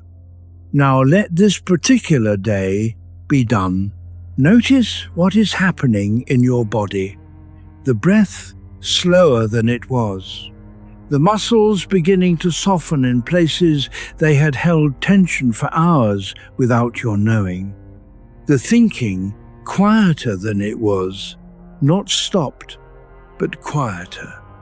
You have been a desiring creature all your life. That is not a flaw, it is the mechanism of being alive. But you are also, right now, something else. You are a body at rest, a mind releasing, a self that does not, in this hour, have to justify or prove or achieve anything. The ancient humans who first recognized the pattern of wanting and suffering and impermanence did not have the language we have now, but they lay down in the dark the same way you are lying down now. They felt the day's weight begin to release.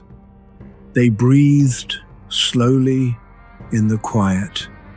They let the night be what the night is, the place where the will finally takes a breath.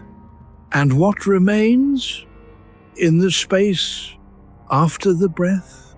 Not nothing.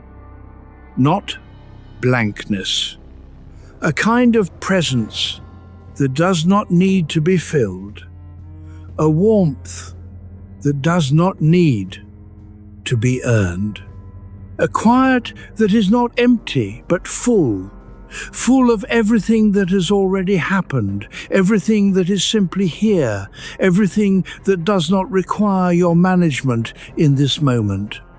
Schopenhauer walked through the parks of Frankfurt in the afternoon light, his small dog at his side, thinking thoughts that most of his contemporaries refused to take seriously. He was not content in the way the word is usually used. But in the years when recognition finally came, when readers wrote to him from across Europe to say that his words had named something they had always felt, he described something that sounded like gratitude. A recognition that the work had found its audience. That the long, difficult, honest thinking had mattered. He had wanted that recognition for decades, and when it came, he held it, not as the resolution of all wanting, but as one good and real thing in a life that had always been asking for more than it received. That, too, is a kind of peace. Not the peace of the answered question, the peace of the question honestly lived. Tonight, whatever remains unresolved in your life, the questions you carry, the desires that have not found their objects, the grief that is still moving slowly through, none of it needs to be resolved right now. It can wait until morning. And in the morning, you will carry it with slightly more rest than you have now. Let the night hold you. Let the breathing happen on its own. Let the thinking thin and soften and slowly, in its own time, become something closer to quiet. You have been awake long enough. Sleep now.